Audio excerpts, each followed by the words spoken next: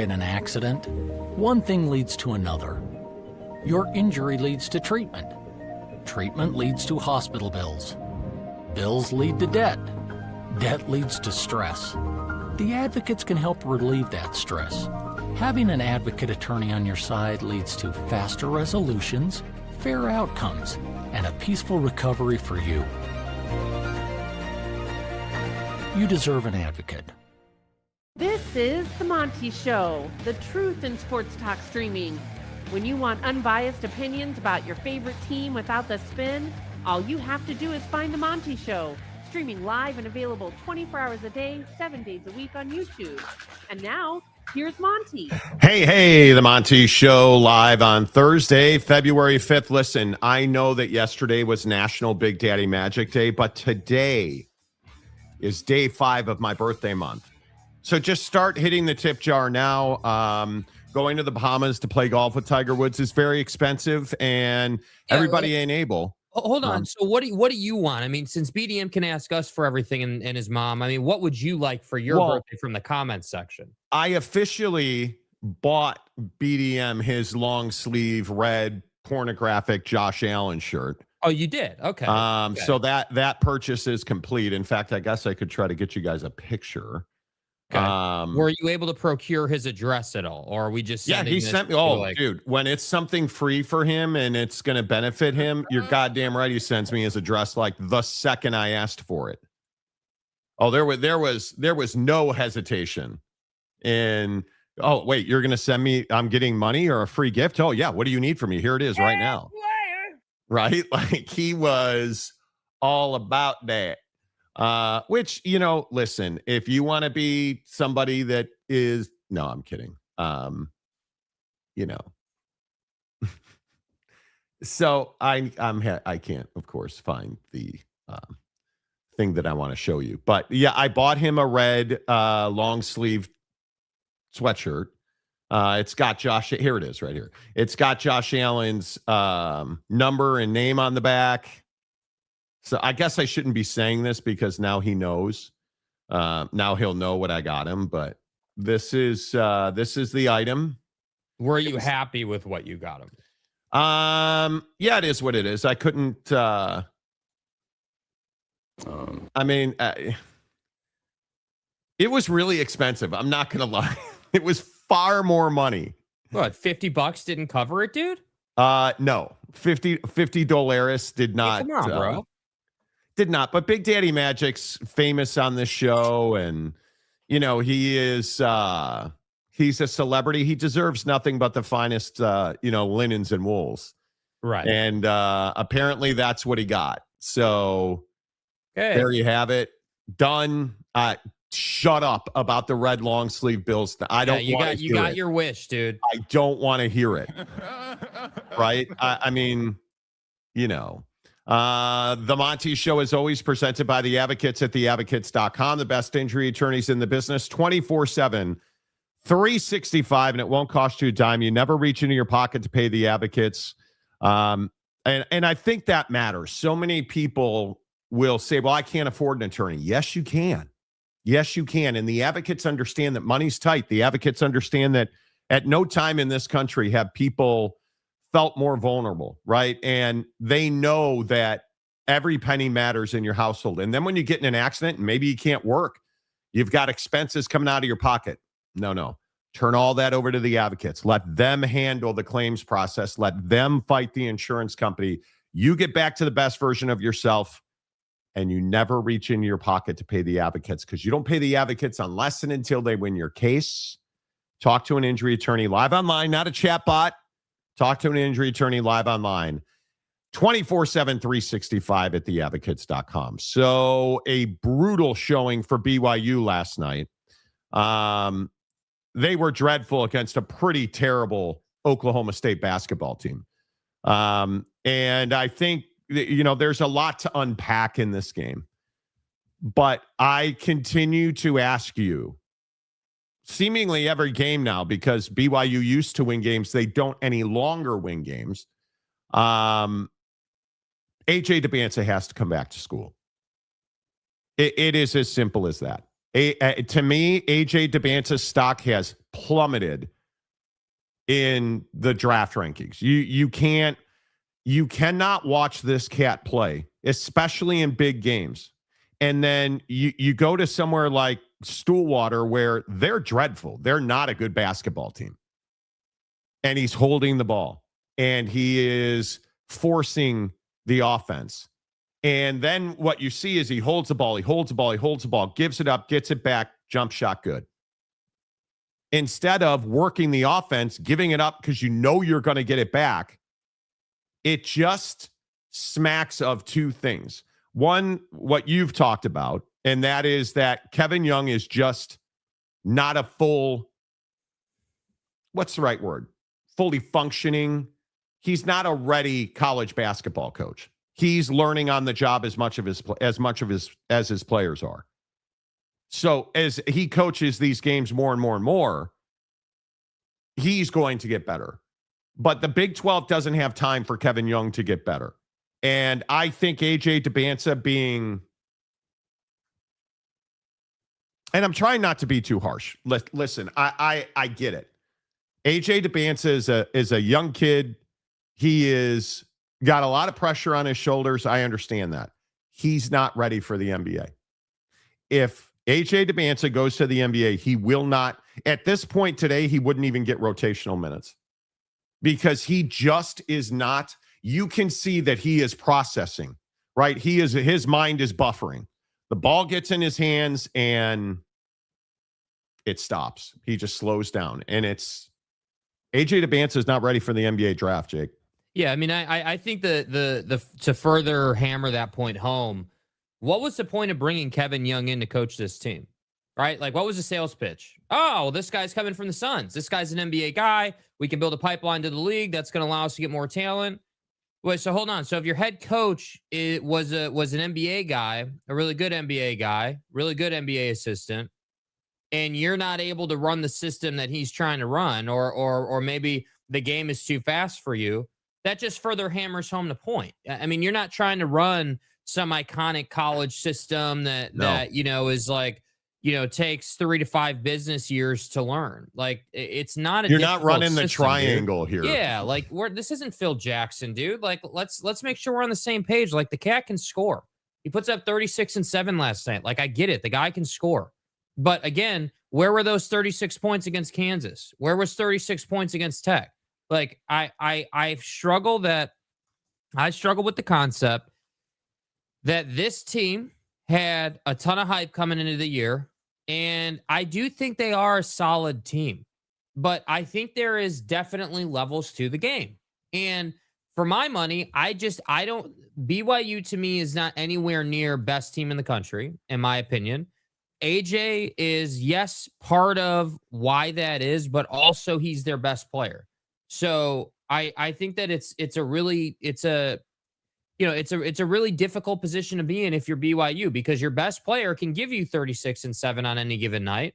But then on other nights against the best teams, he's not giving you that dominant, like 25 and 10, great defensive game, affecting change on offense. Like, that's right. It's just, so I don't know, man.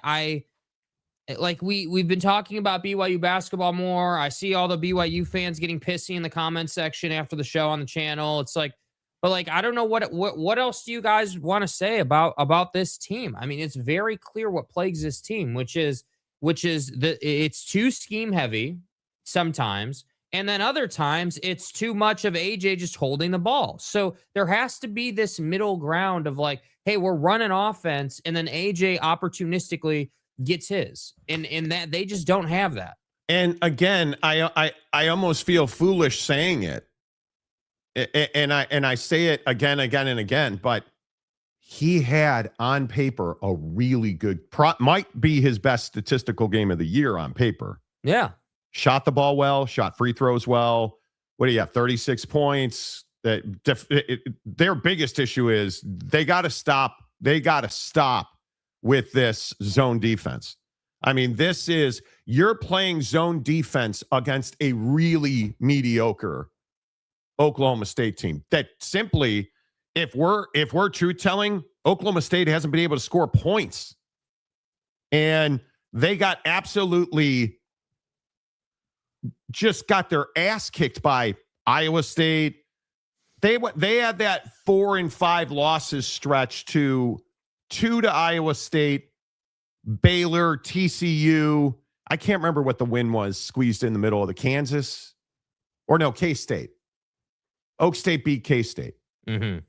But they lost 4 of 5.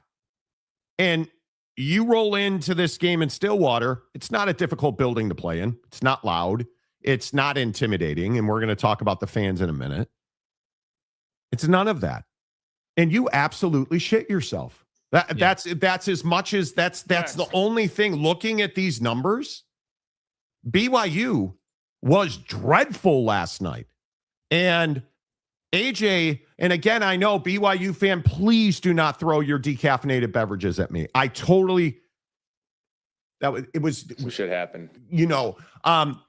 Don't lose your mind, because again, AJ played really well, but you only shot 50% from the floor. That's not great. You lost a game that you were never in danger of winning, and you shot 43% from 3. You lost this game because you gave up 100 to a really average-ass Oak State team. Because you thought it was a good idea to play zone defense. And that's the thing that is as egregious as anything. Why did you zone this team? They're not dynamic. They don't have interior threats that pick and roll you to death. So you zone up so that you can defend the 3. You didn't defend the 3 at all. And they didn't shoot the 3 well. You'd have thought that they came in here and they scored 100 points because they shot the 3 well. Dude, they shot 7 of 21, 33% last night, Oak State. You didn't rim protect, which I don't understand. And since I guess I'm in full KY meltdown mode, that came out wrong. Can I just ask, why is Boscovi playing a single minute on this team? So help me. Mihailo Boscovi does not belong in major college basketball at this minute. He can't compete. He just cannot compete. Does not know what to do with the ball. I believe a little pee comes out every time he has the ball in his hand. Agreed. Like he just looks like he's panicked. And I think it is remarkable to me that you just get dominated by the better teams that you've played. BYU in long stretches, especially early in those games, Kansas, Arizona, Texas Tech, you got dominated early. And then you do this feverish thing where you storm back, and that's when the ball's moving and Richie's doing Richie and AJ. And then you go into a place like Stillwater where they're not good. And I cannot emphasize this enough. They're not good. That was supposed to be a get back game for you, bro. That was supposed to be a get right game. That was a slump buster. So let me get this right. The slump buster get right game is we're going to play zone and give up 100. I don't get it. And it used to be taboo when I was like, oh, well, dude, like what, Kevin, what are we doing here, dude? Like what's the adjustments? Like the culture on this team is not coming correct to be able to go deep in the tournament. You can see it right now. Now here we are. And it's like, oh, AJ, number 1 pick, best player ever. And it's like, actually, dude, I'm not trying to make it personal with AJ, but I tend to agree he's not quite ready yet. He's just not quite ready. He needs another season of seasoning. He needs another season of reps and maturity and work. 100%. And he'll be ready. But I don't like that with BYU. One of the things that I really don't like is that after the game, we typically get some sort of rhetoric not involving, hey, we didn't play our best game tonight. It's officiating, it's the fans, it's this, it's the water boy. Like, dude, I'm tired of the it. water boy. I'm over it. I am done hearing about anything except, hey, this is what happened tonight. That's the whole point of the post-game press conference. Take it on the chin. Be a man about it, dude. Hey, we didn't play good enough defense. We gave them 100. We gave them 100. They got 100 points on us. And we didn't do a good enough job as a team offensively. You gave them 100 is the right way to say it. Yeah. Like, it's you just didn't I don't know. I don't know I know what I feel about this game. Like, here's the truth. Last night I'm watching the Knicks, I'm kind of flipping around. I'm not even thinking, oh man, BYU's on tonight. It's Oklahoma State. Like, that's a game that's like a 15-point win, right? That's like, hey, like, that's not a game that we need to like spend all night watching, right? And then we're texting about it, and it's like, oh, dude, hey, bro, you're down 3 at the half. What do you mean you're down 3 at the half? Tied at the half. Okay, tied at the half. I turned it on, and you were down 3 points with like 14 and a half minutes to go in the third. They came out really flat in the second half. And again, remember who they're playing, because I think this is incredibly important. And I'm sure Oklahoma State fan is probably crapping themselves. This is a bad basketball team at Oak State. They're in transition. They scored 99 points. 52 of them came in the paint. 52 out of 99 points came in the paint. You didn't defend at all. You did not defend at all. And I think the single biggest issue that this team has might now be Kevin Young. And I say that because we're watching A.J. Debance stagnate. We're watching him hold the ball. We're watching this offense force shots, and they can't stop fouling people. They're fouling people on defense. They're fouling people in the midcourt. They're fouling people on the press. They're fouling people on their offensive end. You're committing multiple offensive fouls last night. Where are the fundamentals of this BYU basketball team? Because I haven't seen them lately. Yeah. And I know that I got my ass handed to me when I said 2 weeks ago that, hey, this is cool. AJ's on a run against some really average-ass basketball teams. What did he do again last night? He filled a stat sheet against an average-ass basketball team, and they lost. Again. And they lost because, and again, I am not trying to crush AJ Debance. He's not ready. This is not Darren Peterson. He's not ready. I am begging AJ Debance, and I'll start right now. I will start the AJ Debance needs to stay at BYU train. I am happy to do it because that kid, if he comes back to BYU, he will be the best player in the country, and he will go number 1 in the NBA draft a year from now. And you can't tell me it's a money thing because my guy's getting paid mightily by Qualtrics, or I mean by BYU NIL. My bad. I mean cookie crumble cookie. Yeah. So AJ just had one of those nights. I mean, obviously, my Twitter exploded when the flagrant one was called. He accidentally clipped a guy. They picked him up full court, and he went to do where they knock their hand off of because he knocked and he caught him with an elbow. And Oklahoma State fan was like, oh, ejection. Dude, it was an accident. It's a basketball play. Relax. Yeah. Right? Like, it happens in basketball all the time. And then we got to talk about the fans. Because this stuff with the fans, I don't even know. I really don't know. How do you fix this? And maybe you don't. But Oklahoma State fans, and I have not been kind to Oklahoma State fans because I think you're a bunch of scumbags. I've always thought you were scumbags. You murder Longhorns and try to blame Texas fans for that. Like, you literally killed a Longhorn steer, left it in the front yard, and said Texas fans did it. That's who you are. And now last night, you're chanting F the Mormons. And it's like, okay, cool. Welcome to Eugene, Oregon. Right? Like, cool. Welcome to everywhere else where this has happened. I am not at all surprised that Oak State fans did this because you guys are a bunch of scumbags. This is who you've always been. Right? This is, to me, you go to an Oak State football game, this is not accidental. This is not accidental.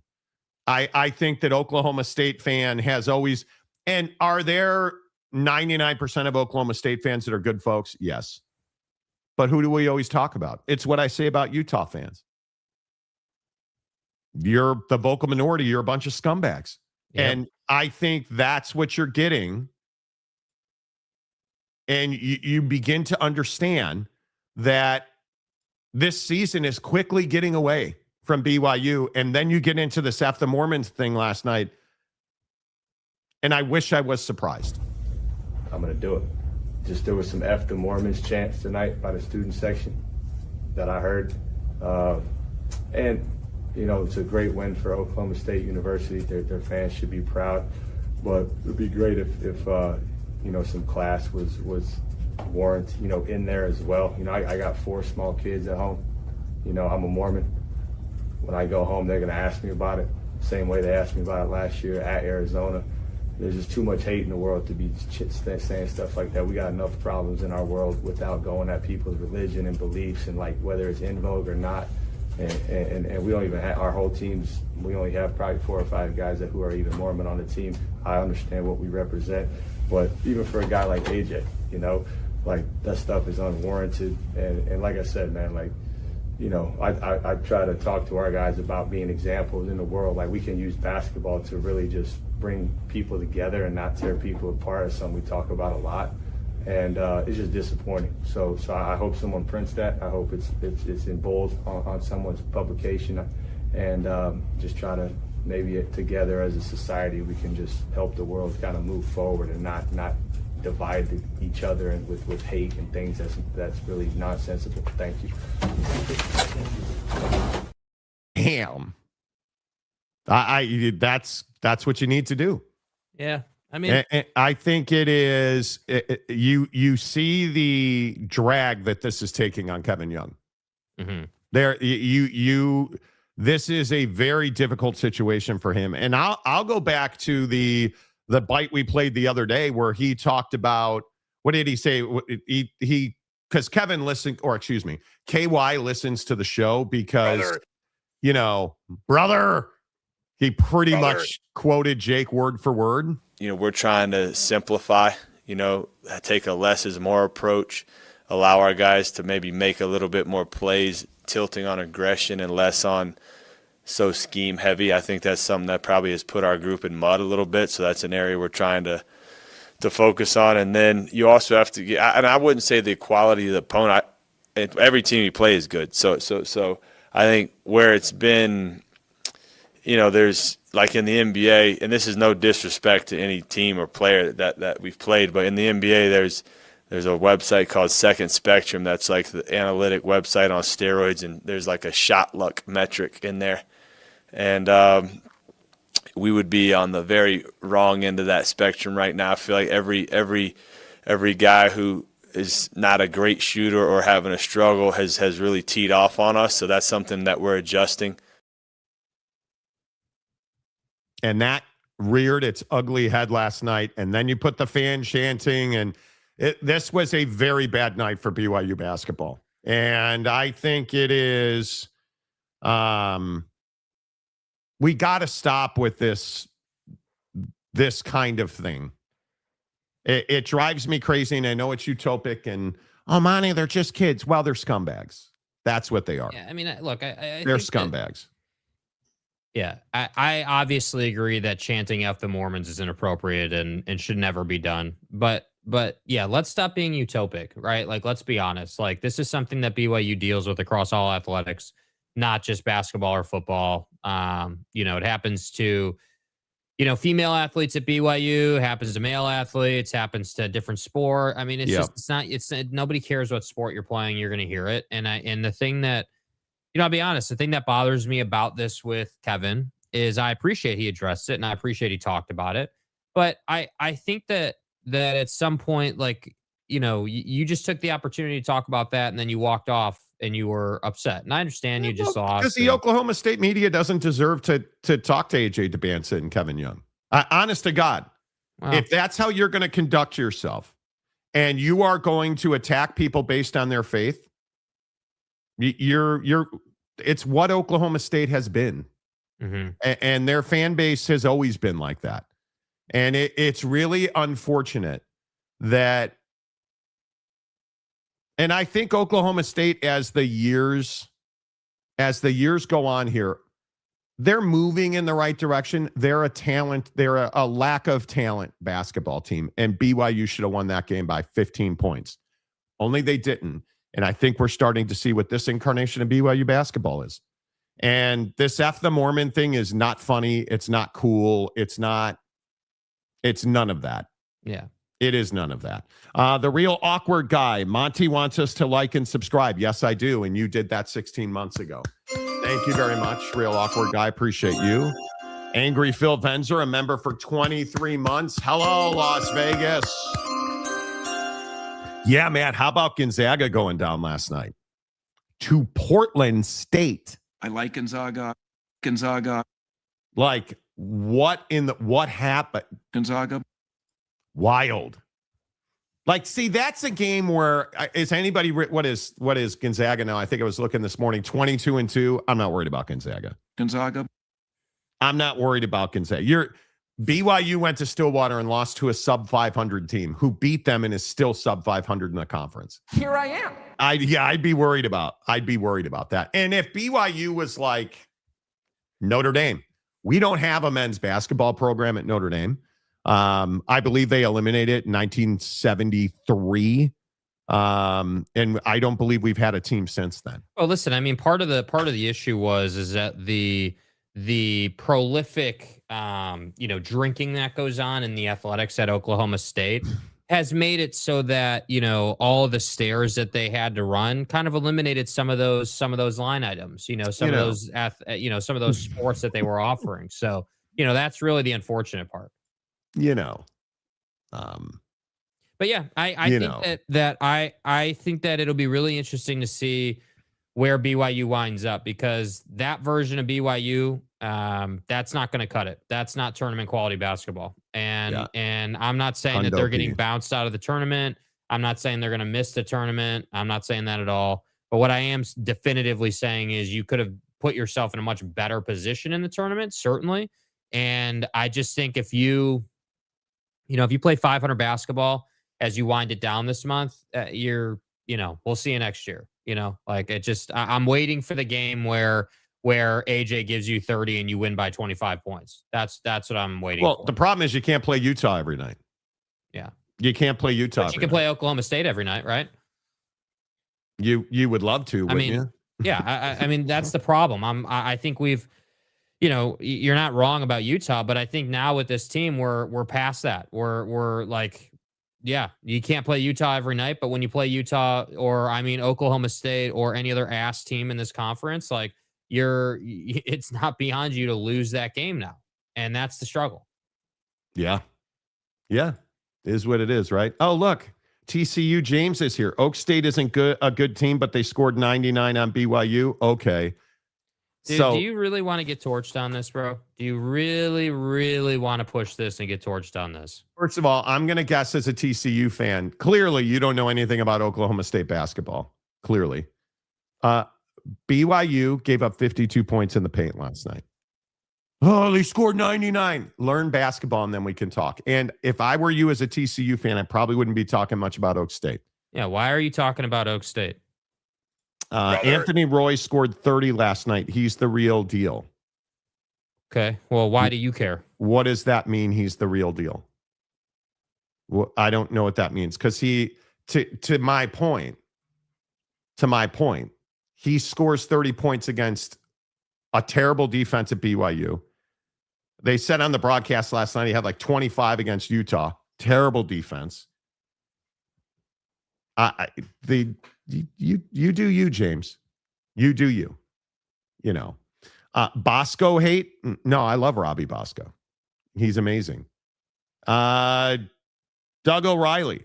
Where there are other teams, other Syracuse that run zone defense, their zone defenses don't work. They don't work. No, he does not remind anybody of Ronnie Cycli.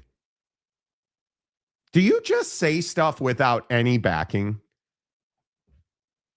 Nobody reminds anybody of Ronnie Cycli.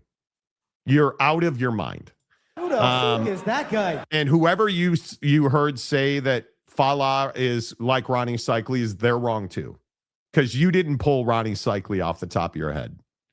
That's not high quality H2O. BYU water boy fired after causing loss. Could be. Let's see. Oak State got ref glazed at home. That's the ticket. Yeah, no, the officiating was not the problem last night. BYU's not good. Not good.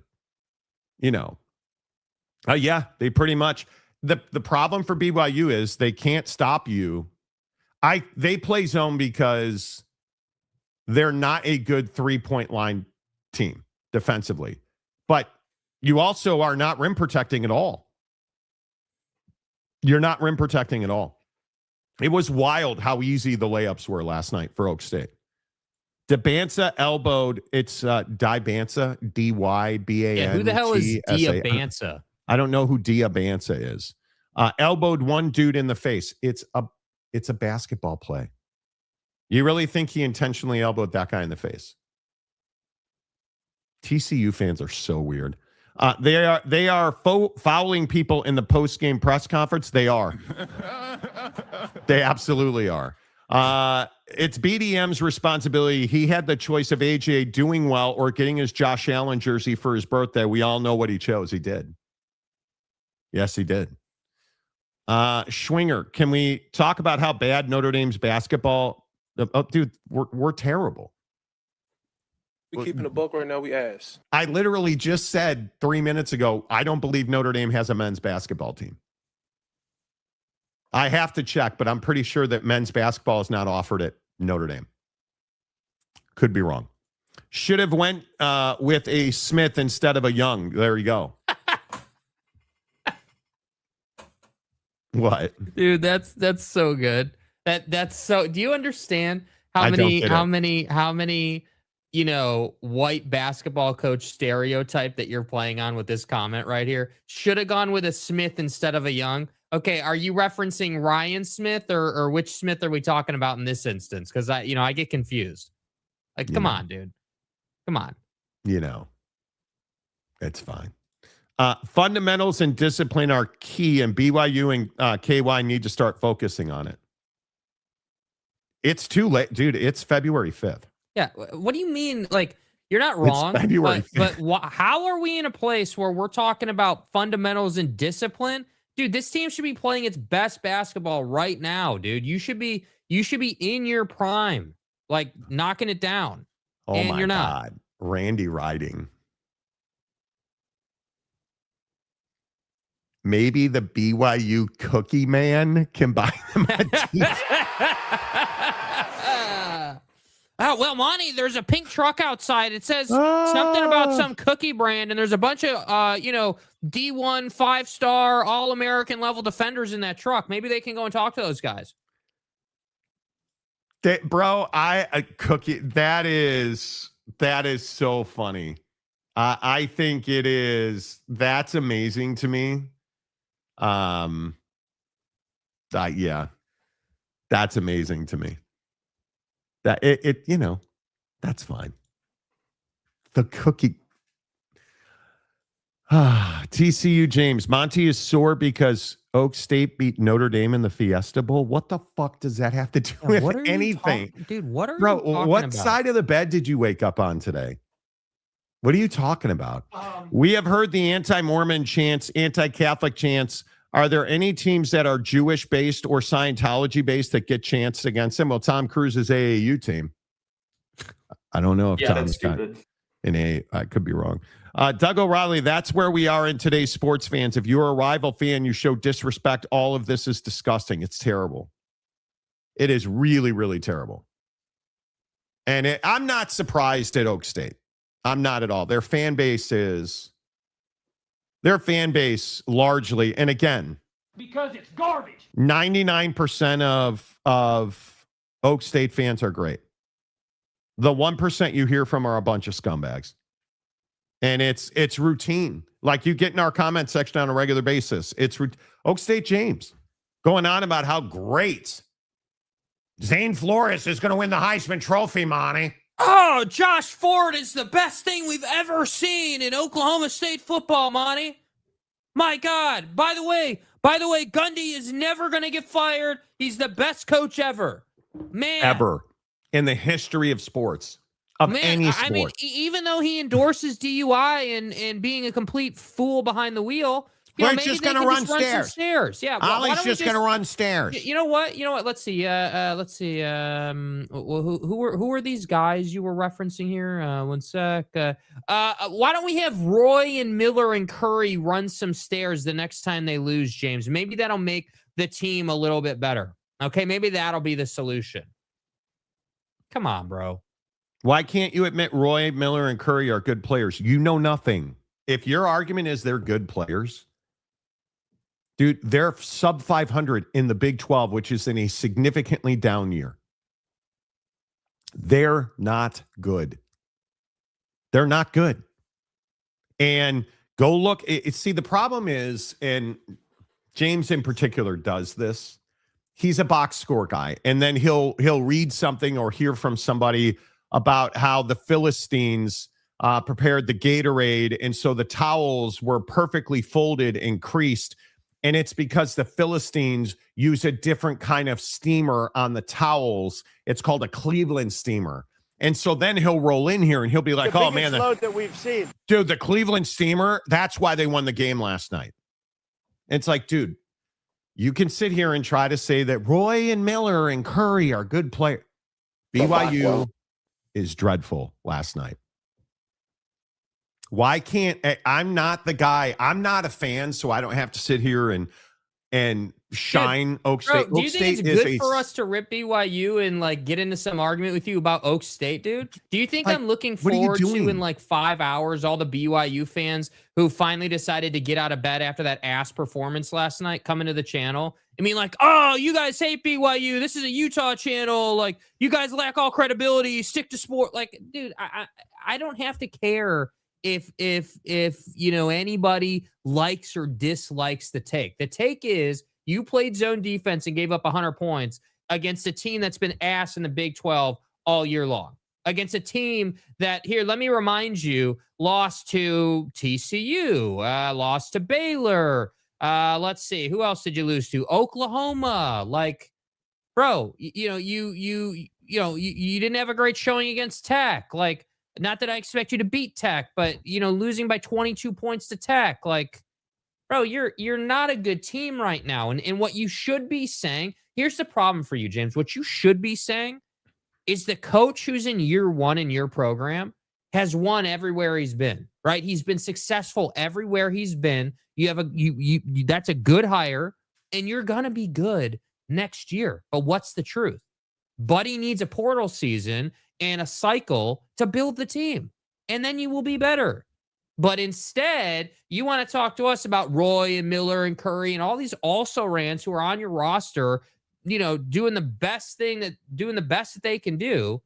And the truth is that Oklahoma State needs to go out, get rid of all those guys, replace them all, so they can have a better team. That's the truth. That's how it works now. And so, they are a I would call Oklahoma State a fringe tournament team.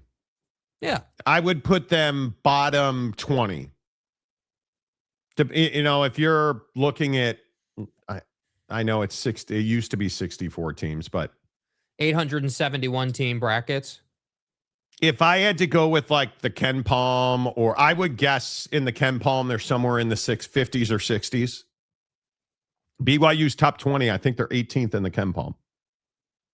The idea that they should have gone into stool water last night and lost is ridiculous. It just, James, you're a TCU fan. Stick to what you don't know, TCU. Right? Like this is what annoys me about, it doesn't annoy me. This is why I don't listen to Garden Variety Oak State fan who's a turncoat and a traitor and roots for TCU. Are we going back on boycott? We're probably going back on boycott. Peterson from Kansas. Yeah, that's the best player in the country. Yep. Best player in the country. And if I could find the Ken Palm link, I would. I'm getting a 404 broken. Okay, here we go. I think I have the Ken Palm link right here, dude. What do you think? Is that what we got here? Stop.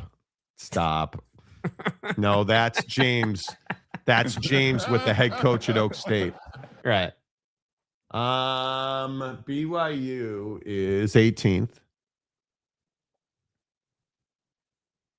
Oak State's not top 30. They're not top 40.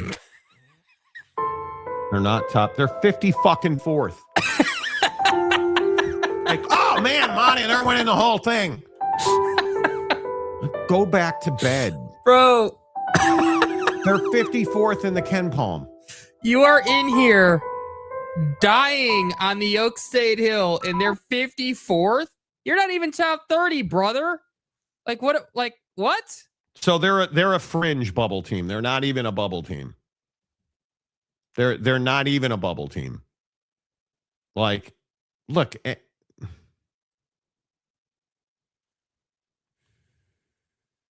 you know, I personally believe like that, just looking at the Big 12 is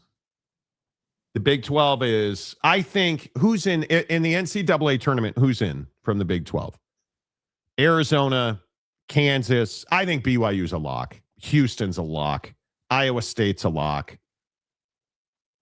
Texas Tech is a lock. I think UCF is close. I don't think that. My guess is now that Oak State beat BYU, that gives them a better shot than like a TCU, who I don't think gets in the tournament this year. But I mean, Oklahoma State is this win against BYU certainly helps their tournament case. I mean, what are they probably 8, 9, 10 in the conference right now? I mean, they're not a good team. They're not a good team. But I mean, if you project their games, because their remaining schedule is not that difficult. I mean, we'll find out. I think they play Arizona on Saturday. I mean, they're probably in the middle 60s. If we're putting like, where would I put Oklahoma State as far as a tournament team? Probably 65 right now. Yeah, I mean, the somewhere locks, like that. Just looking at the way this falls. Yeah, the locks coming out of the Big 12 are Arizona, Houston, Kansas, Iowa State, Tech, and BYU. Those are the locks out of the Big 12. I would agree with that. Oklahoma State is 4-5 in conference right now. You're after beating BYU. After beating BYU. That puts you mid-table. That puts you like lower mid-table because you've still got teams. And I hate saying this. I'm sorry, but the Utes are 1-8. K-State's 1-8. Arizona State's 3-7. It's Colorado's a bad year at the bottom. Like, yeah, it's a really, really bad year at the bottom, dude. Cincinnati being a 500 basketball team. Yeah, I think aren't they 11-11 right now? Like, but you know, I will say the thing that really stands out, you know, for BYU right now is you've lost 3 in a row now, bro. Like, you need to get back on the right side of the ledger here. Like, you need to that's this, and this is where I would say that we can leave the Kevin Young BYU thing is like, what is Kevin Young going to do to get this team, you know, corrected? Like, what? Well, no, my question is, what are you going to do when you come home to the Marriott Center to play Houston on Saturday? Like, do you think your schedule's getting easier? Because it's not. They have Houston, at Baylor, Colorado, at Arizona, Iowa State, UCF, at West Virginia, at Cincinnati, and then you finish with Tech. You better figure it out, because are you a lock to go to the tournament? Probably. Yeah. But if you lose to Houston, at Baylor, at Arizona, Iowa State, and Texas Tech, because there's a real good chance you lose all 5 of those games if this doesn't change. If you lose all 5 of those games, then your tournament dreams are in doubt. Yeah. If you go 3-5 down the stretch, you're screwed. Yeah, you're in a really bad place. That's brutal, dude. Well, I guess it'd be 4-5, because my guess is you'll beat Colorado. Do they beat UCF at Marriott Center? Yeah. They're a much better home team. UCF is 17-5, man. I'm not saying they suck. I'm not saying you even beat them by 10. But that again, look at the difference. So like let's say you find a way to beat Houston on Saturday. You right the ship, maybe you get a win that is a little bit in doubt right now. Okay. Now we're feeling good again. Now we can go out and we can just go one game at a time and tack this season down. Right. But if you lose to Houston, now we've lost 4 in a row. We're still losing to the best competition we play. And there's not a winnable in sight for a minute. Like, I don't know. I just think you've got a lot on the line Saturday. There's no question. Yeah, Marcus says if Oak State gets in, a lot of good teams would have to lose. I agree with that. I think UCF is the better story. For once. Today's show is fire. James broke Monty. You know what? I hate when fans are irrational. And James is particularly irrational. I don't know why he's talking Oklahoma State basketball. He's a TCU fan, and I have no idea why he's talking. Yeah, you're Oak going State to basketball. TCU. You're getting your demon from TCU. Like that's your school, dude. Like, why are you? Probably because TCU is not better, but TCU is really ass. So I don't know why he's talking about Oak State. I don't get it. Big 12 conference basketball play is a gauntlet. Yes, it is. Saturday's a huge moment in time for them. 54th is just a 3-point basket or more away from cracking the top 50. There you go. Yeah, right? I mean, come on. Well, if we could put the ball in the hoop, we'll win games.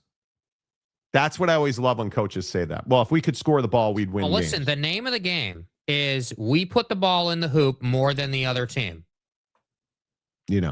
Jason, I heard BYU's trying to add Ace Bailey. I've heard that too. I mean, all of this ridiculousness around these. Are we all pretty universally in agreement that if you sign an NBA contract, you're done? You should never be able to come back. Agreed. This is not even a conversation, in my opinion. This is not a conversation. No, I think if you go pro, you go pro. It is you're leaving, that decision means you've left college behind. But apparently not. Yeah. Yeah, I agree. Yeah. I think James forgot what account he was on. TCU James is a horn frog. Chaplain James is a stool water fan. Okay, that makes a lot more sense. How about Lopes fan Gabe, though, Bo? 37 months. Who will be the first member in this chat to reach 40? Well, if you ask Maury Alvarez, it'll be Maury Alvarez. I want to thank me for having no days off. And I really appreciate everybody that supports this show. Your membership, you guys, means a ton to this show. It is quite literally how we pay for the show to be done. So we really appreciate that you guys support the show. And Lopes fan Gabe, he's one of the first guys in ever on this show. So we really appreciate. He's the guy that suggested we do memberships. Mm-hmm. So we really appreciate that. Absolutely. Let's get into the college football playoff schedule, and then we'll do Trinidad Chambliss. I want to be excited about the college football playoff. I am really trying to be excited. Okay, so we don't expand. Okay. We've talked extensively about the issues behind the scenes between the Big Ten and the SEC. We've had the lead on that story for almost a year now. So we're not expanding. Okay. But somebody needs to explain to me, what is it that the executive committee is trying to accomplish? Because for once, I am not on an island in hating the college football playoff. Because this schedule that the CFP released, what was the intention here? What was the intention here? Help me understand, because I am lost. Yeah, I am completely lost. Okay, so let me get this right. The quarters start on New Year's Eve. And then, obviously, January 1st. And then we don't play another game until the 13th of January. Another 2 weeks off. So we're going to wait 2 weeks again. And then between the semifinal and the national championship, we're waiting 10 more days. This is, I don't understand it. I want to understand it. I don't understand it. I am completely lost on this. And it's multiple years now. Like, you look at these two, it's multiple years now. And how on earth are we going from December 30th to January 25th to play a national championship game this coming season? Does anybody win? Does anybody win? Does anybody at all, under any circumstance, win with this schedule? Because it's garbage. This is bad for everyone. That is so long. Like, that is so stretched out and extended. Yeah, I don't know. I don't know what the goal is. I really don't. I mean, theoretically, the goal would be to drive viewership, but that's not what this does. I mean, this just makes it so that, you know, we're going to take some time off and then we'll come back to you in 2 weeks and, you know, we're going to play a random football game. Like, what? Why?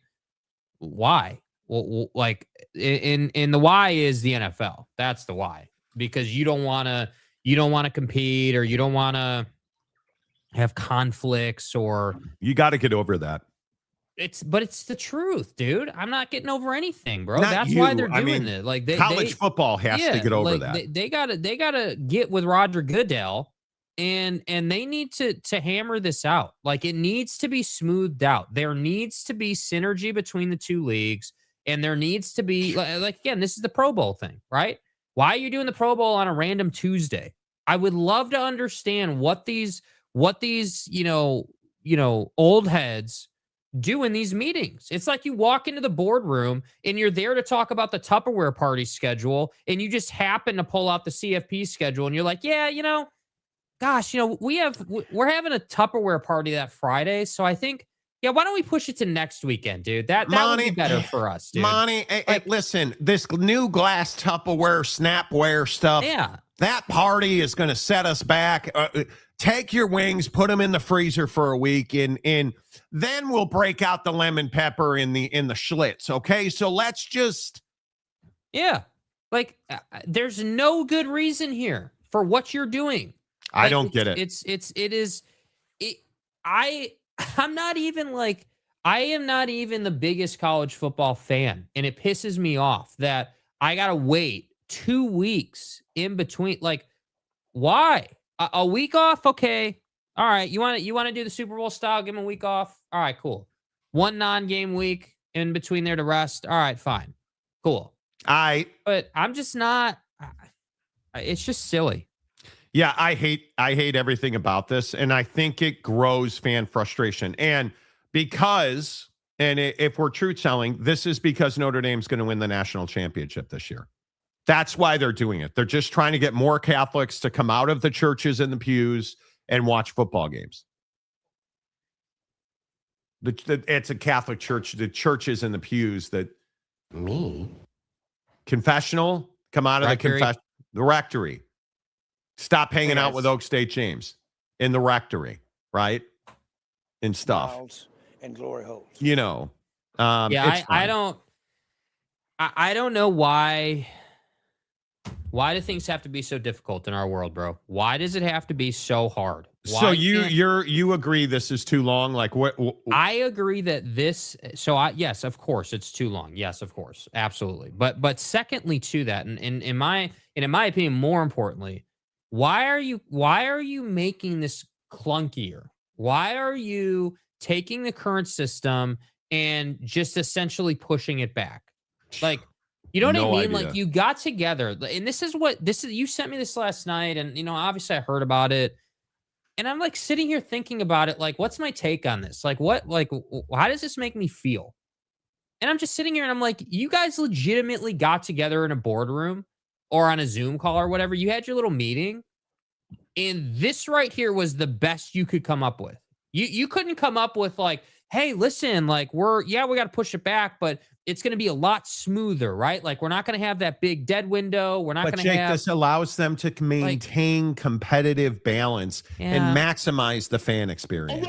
Erroneous on both counts. Yeah, well, you know what the fan experience is? My fat ass on my couch eating wings when you finally decide to turn the game on. That's the fan experience, dude. Nobody, like a teeny tiny, speck of sand amount of fans go to this game. Nobody cares how many fans go to the game because most fans aren't going to the game. What most fans want is a great viewing experience from the comfort of their house, which, again, I might add, ESPN does a great job giving you that experience. Only you got to wait 300 to 800 business days to get it.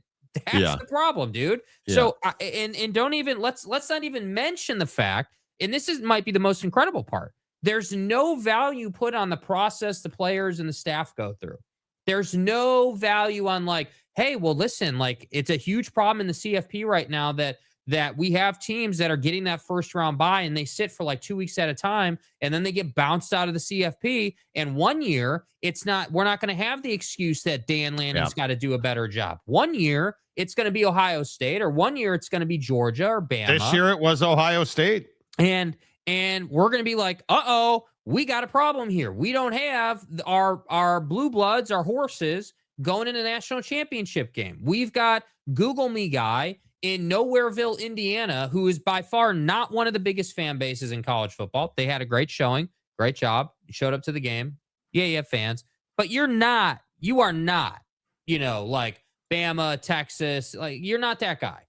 Yet here we are, and you're in the national championship game. And that's what annoys me about this, is that there's no thought to how can we push the game forward and how can we make it better. It's just, how do we appease ESPN?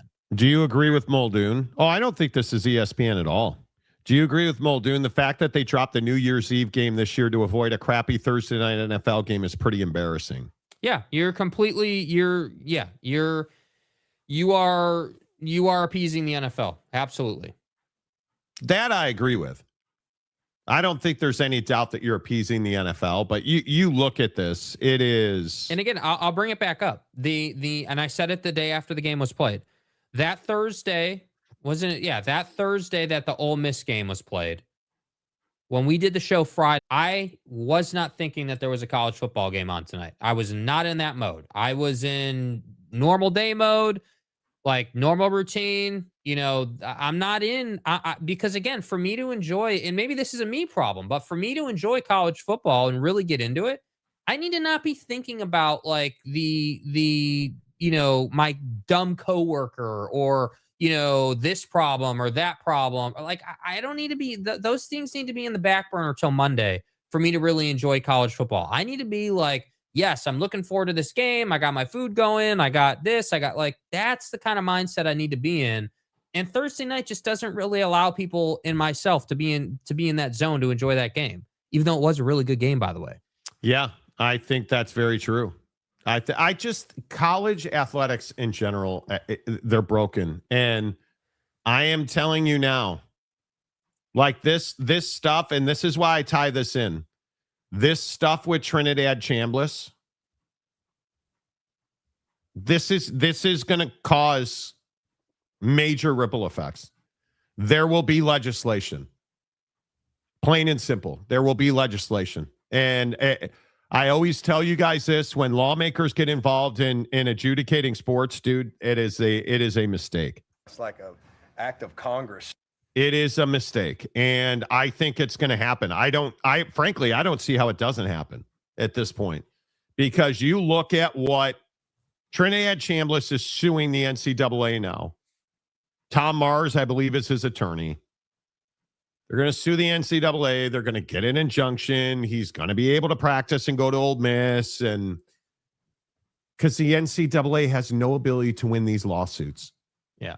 because we have no house settlement. We have no guardrails. This is what you wanted, and now here we are. And Trinidad Chambliss wants a waiver because he had this. If I remember what the document said, that they provided 91 pages of medical evidence that in 2022, I think it was, he had a bronchial issue where he was not able to breathe and play, and he wants an extra year of eligibility because of it. And I guess I understand that from the kid's perspective. These guys, especially quarterbacks, make really good money in college football, and they live a really good lifestyle. I understand that. But at what point do we stop this nonsense? Because this is why we're getting Amari Bailey back into college basketball.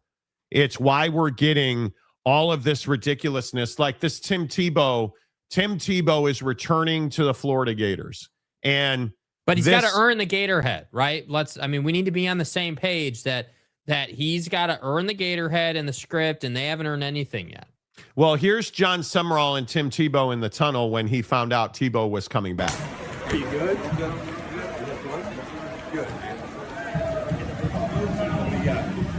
Good. These days. Little different. The hairstyle's a little different. This guy's such a poser. I just cannot stand him.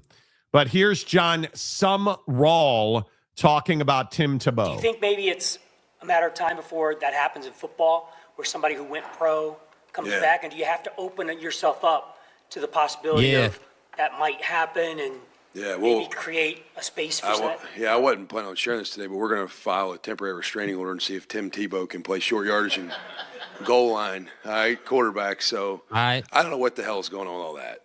Like, I don't understand it. I'm not smart to figure it out. I'm not going to make any statements. It's going to be bulletin board other than Tebow probably here, because I'm not smart enough to understand all this legal stuff. To me, you're either in college or you're pro. Which one are you? I don't know. But I don't know. I don't know. All right.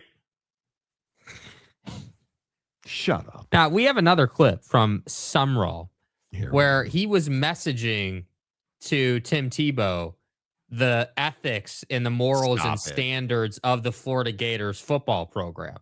Now, I don't know if we want to play that, but I just think, there's a lot of life lessons in talking about, the culture and the standards around, earning the Gator head, man. you got to earn it. You got to earn the logo, man. Like, we ain't earned it yet. We ain't earned a damn thing.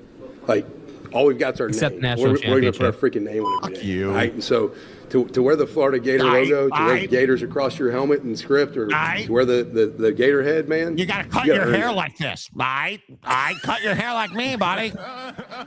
Cut your hair like mine. I put a Gator head in here. Look at Tim Tebow's. Shut up. John Summerall. Shut up. Go back to shut up. Oh, he don't know nothing. Your flip on Summerall might be one of your most egregious. Dude, he's a phenomenal coach. He's a phenomenal coach. Uh-huh. Chambliss is getting screwed. He had a redshirt year and an injury year, so he gets a 6th year. He should get a 6th year, but do we have to sue to get it? Apparently. Like, I agree, Trinidad Chambliss. If they provided 91 pages of docs, he should get a 6th year. I agree with James on this. But I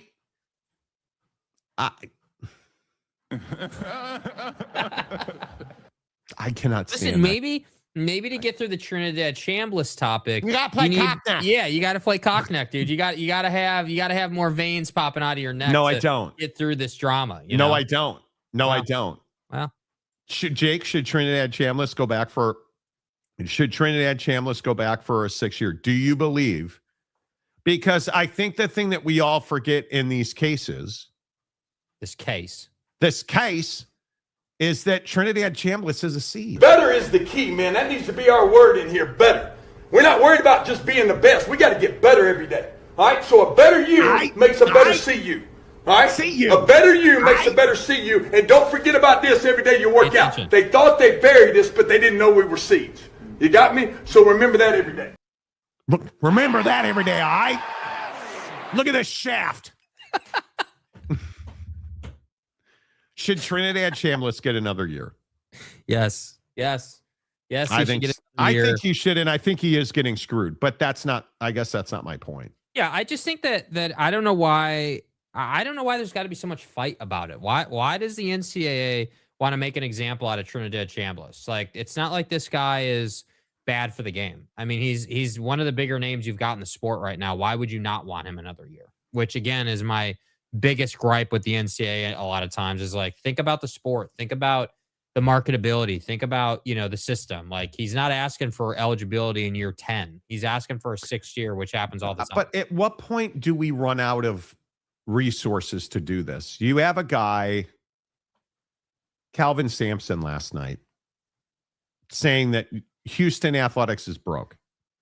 We can't keep spending money because we don't have money to spend. At what point do we begin to understand that it ain't working? This player eligibility thing, bringing back all these kids from the NBA G League into college basketball, Trinidad Chambliss suing, like, it just feels like, yes. At what point does LeBron get eligibility? Right? LeBron going back to the NCAA to lay out his full 4 to 7 years of eligibility with $100 million in NIL. What are you listening to, Jake? I don't know. There's like weird music playing outside my house right now. I don't know. It's like it's like flute music playing outside my house right now. It's really weird. Like,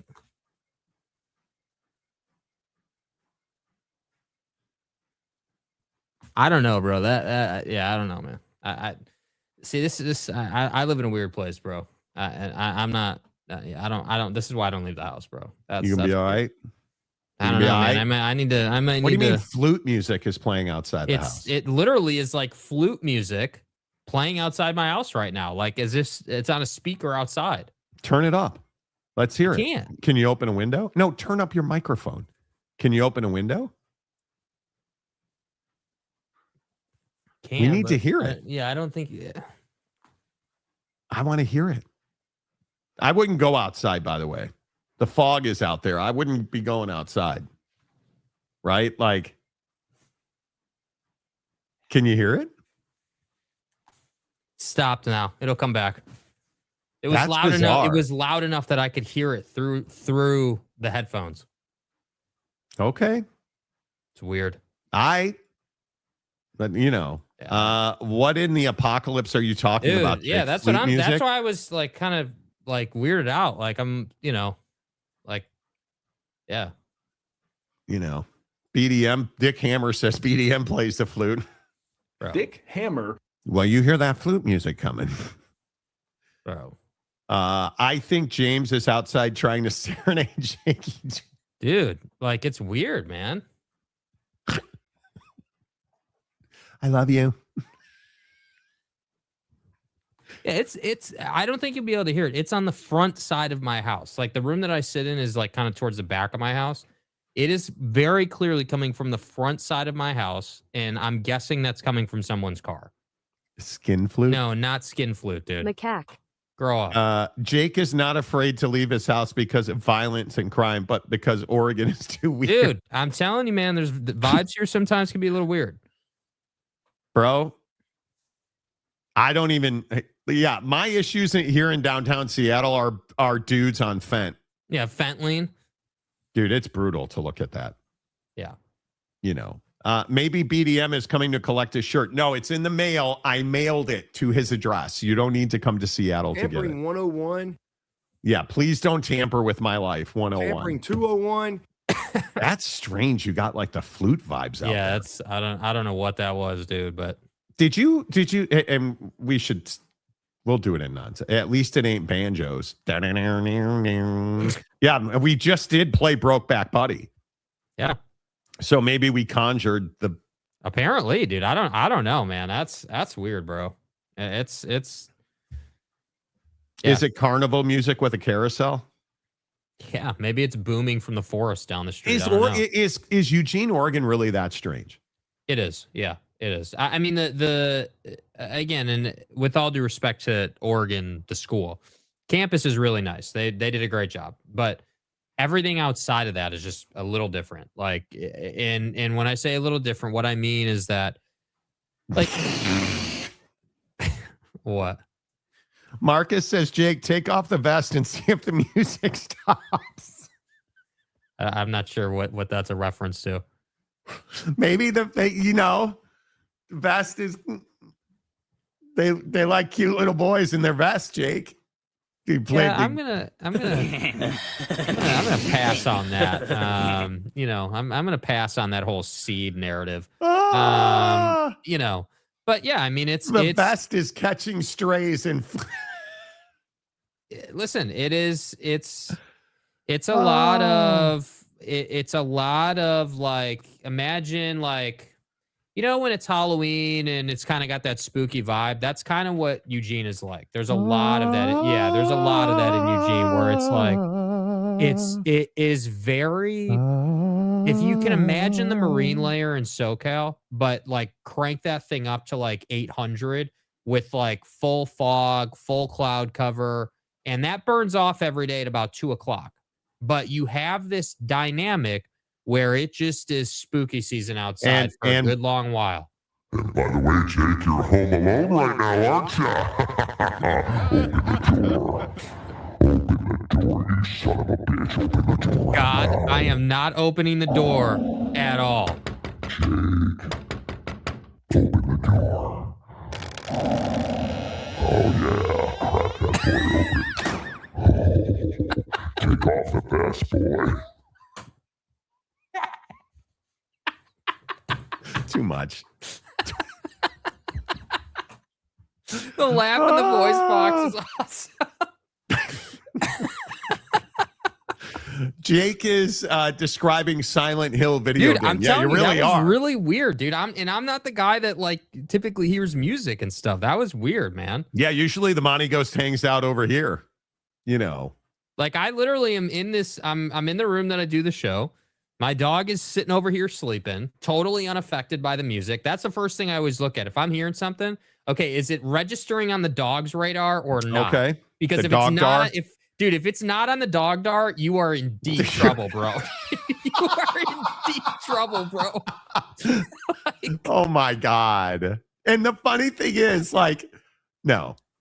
The funny thing is, we were talking about it this morning. Like, we were like, well, what do you want to do non-sports, right? Because we're not doing politics ever again. Stick to sports, Monty. This is a sports channel. God damn it.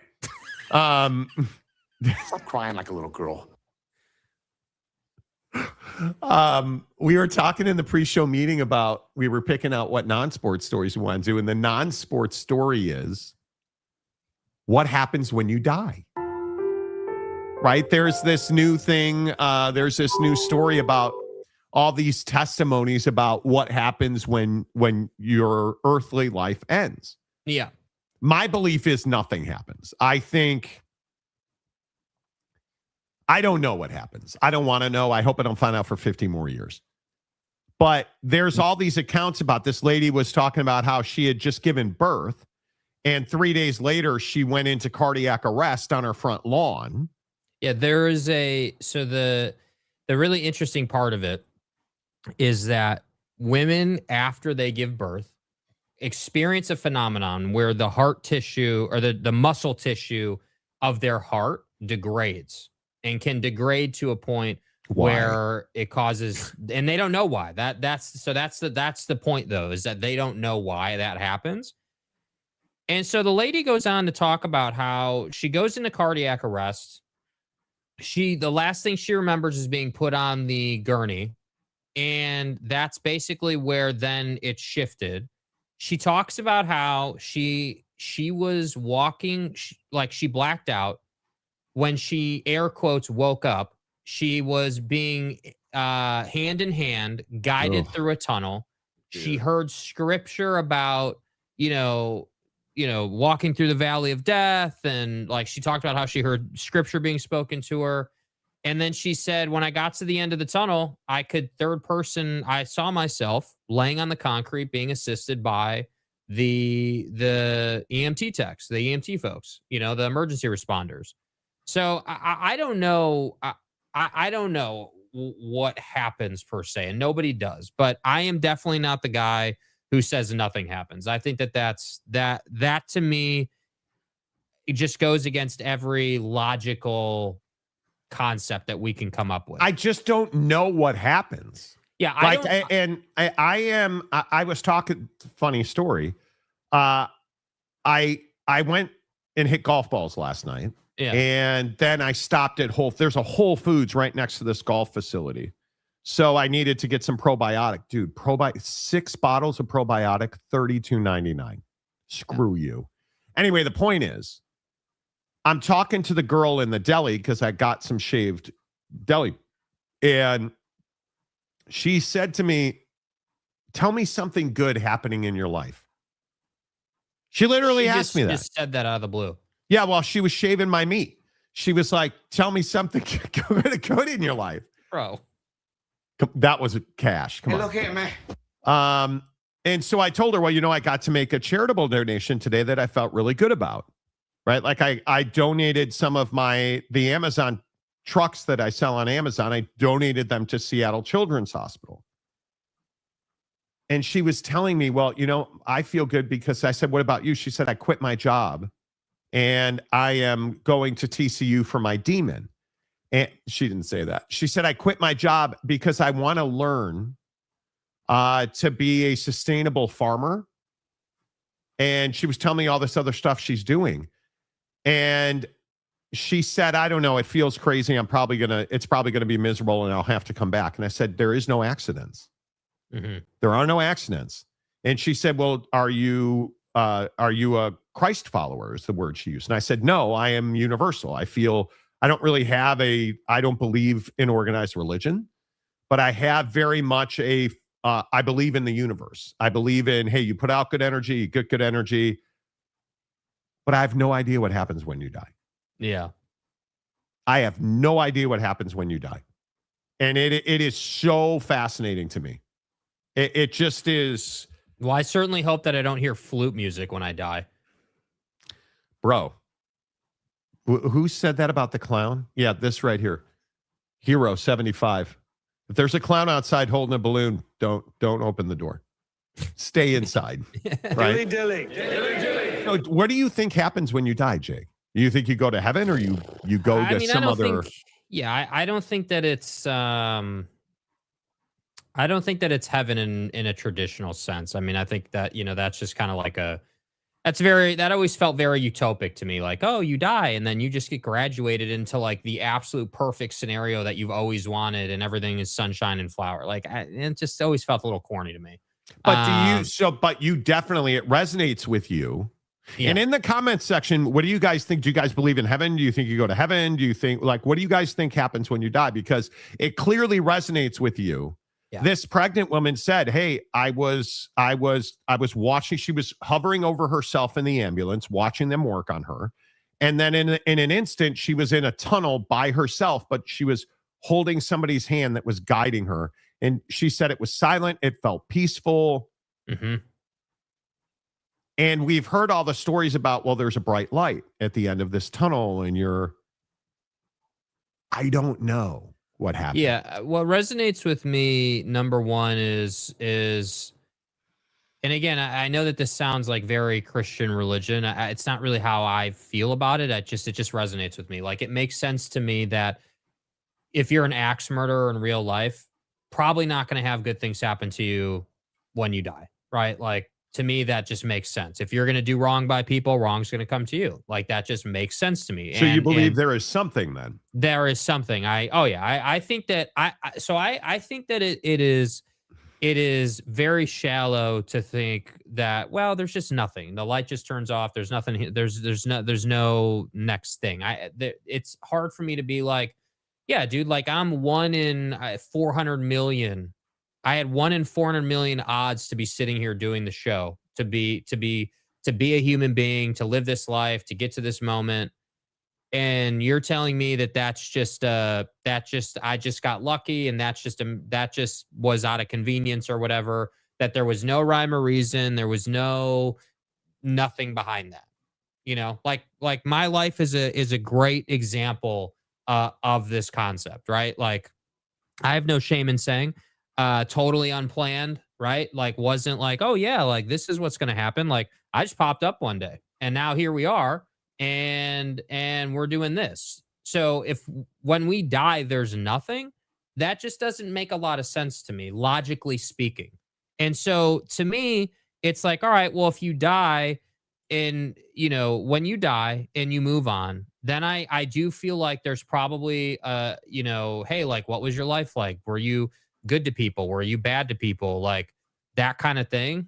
And I think that from there, I don't know, but I do think you're accountable at some point. You're going to have to be accountable for the indiscretions of life. And I'm not saying that's I'm not saying, I think the issue I have with religion is like, hey, well, what is doing wrong in life? That's the part where I disagree. I don't think, if I have a disagreement with you about politics, or like if I curse a lot, or like those personal things, I don't think that's doing wrong in life. I think that's what religion tells you is wrong in life. You know what I mean? Like, I think doing wrong, I'm a big believer that if you're going to kill somebody, if you're going to take life, that's doing wrong in someone's life. If you know that what you did is wrong by someone else, you've done wrong. And that to me is the thing. Okay, wait, hold on. First of all, a couple of things. Yeah. Where the fuck have you been, Gumby? Saw, dude. Yeah, it's about time, Saw, bro. Bruh. Yeah. Good to see you, Gumby. Work. Good to see you, my guy. James climbs out of the rectory for us. You can't show up once in a while, dude? Come on. Then there's this from Rock and Rant. I don't know what happens when you die, but man, I know there's a few people I want to go to hell. More folks for the party.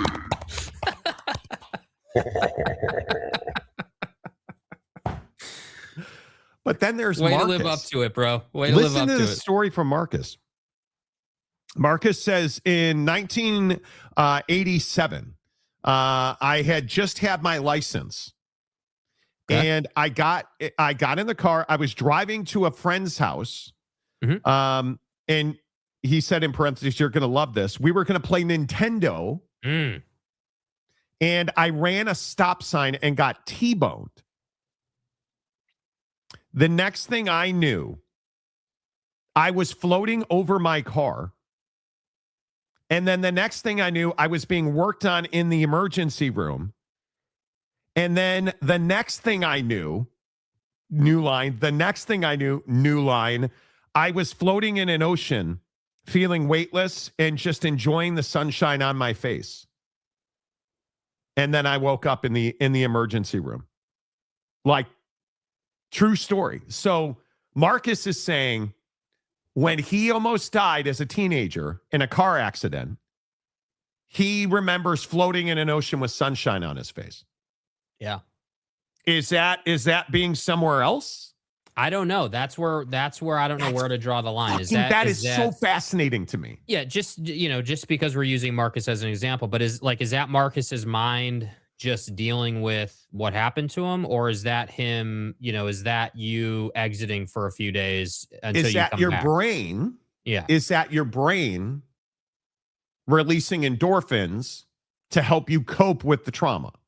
Yeah, I don't know. Because that's a very common belief among scientists and people who are science-based in their thinking, that these visions of a bright light or somebody holding your hand walking down a tunnel, it's your brain helping you deal with the trauma you're going through. My only question to that, and that makes sense to me. I wouldn't object to that at all. I think that makes perfect sense. My only question then would be, okay, if that's the case, does our brain do that? Like, why is it that if our brain is doing it, why is it that we envision someone walking us down a tunnel that we feel very peaceful about and feel very, comfortable in? Why is it? I think, because I tend to agree with that idea, that it's your brain creating a scenario to help you. because you're close to death and your brain clearly knows that. Yeah. Right? Yep. The walking, like this lady who described walking through a tunnel with just some comforting hand holding her hand. That absolutely could be a memory from her childhood that isn't right Fully there in forming. front of her. Yeah. Yeah. That could happen. I mean, I think the brain is an amazing vehicle. Yes. And it does so many things for And you, I right? think we don't know nearly as much as we think we know about the brain. Yep. Lee Jordan. I like to picture Jesus in a tuxedo t-shirt because it says, like, I want to be formal, but I'm here to party. I like that because I like to party, so I like Jesus to party. Bro shows up to your death transition with a full DJ table in a tuxedo, and he's like, "Yeah, I'm Jesus, but you're a big music guy, so here's some beats." Like, yeah, go ahead and put on these AirPods for the trip. Yeah. Randy said in 1987, at 24 years old, I spent 4 months in ICU. During that time, I technically passed twice. Yeah. Story way too long. Let me just say, I believe good things await us. Yeah, Wow. and that would be the other thing, that last line there. I also am a big believer in, like, I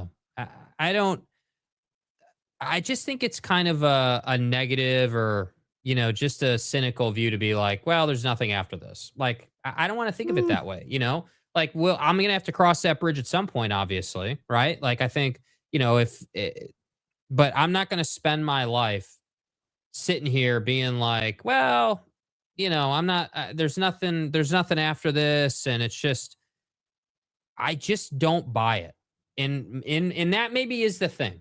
Ultimately, that's what this comes down to. In my heart, I don't buy that there's nothing after this. It just doesn't feel right to me.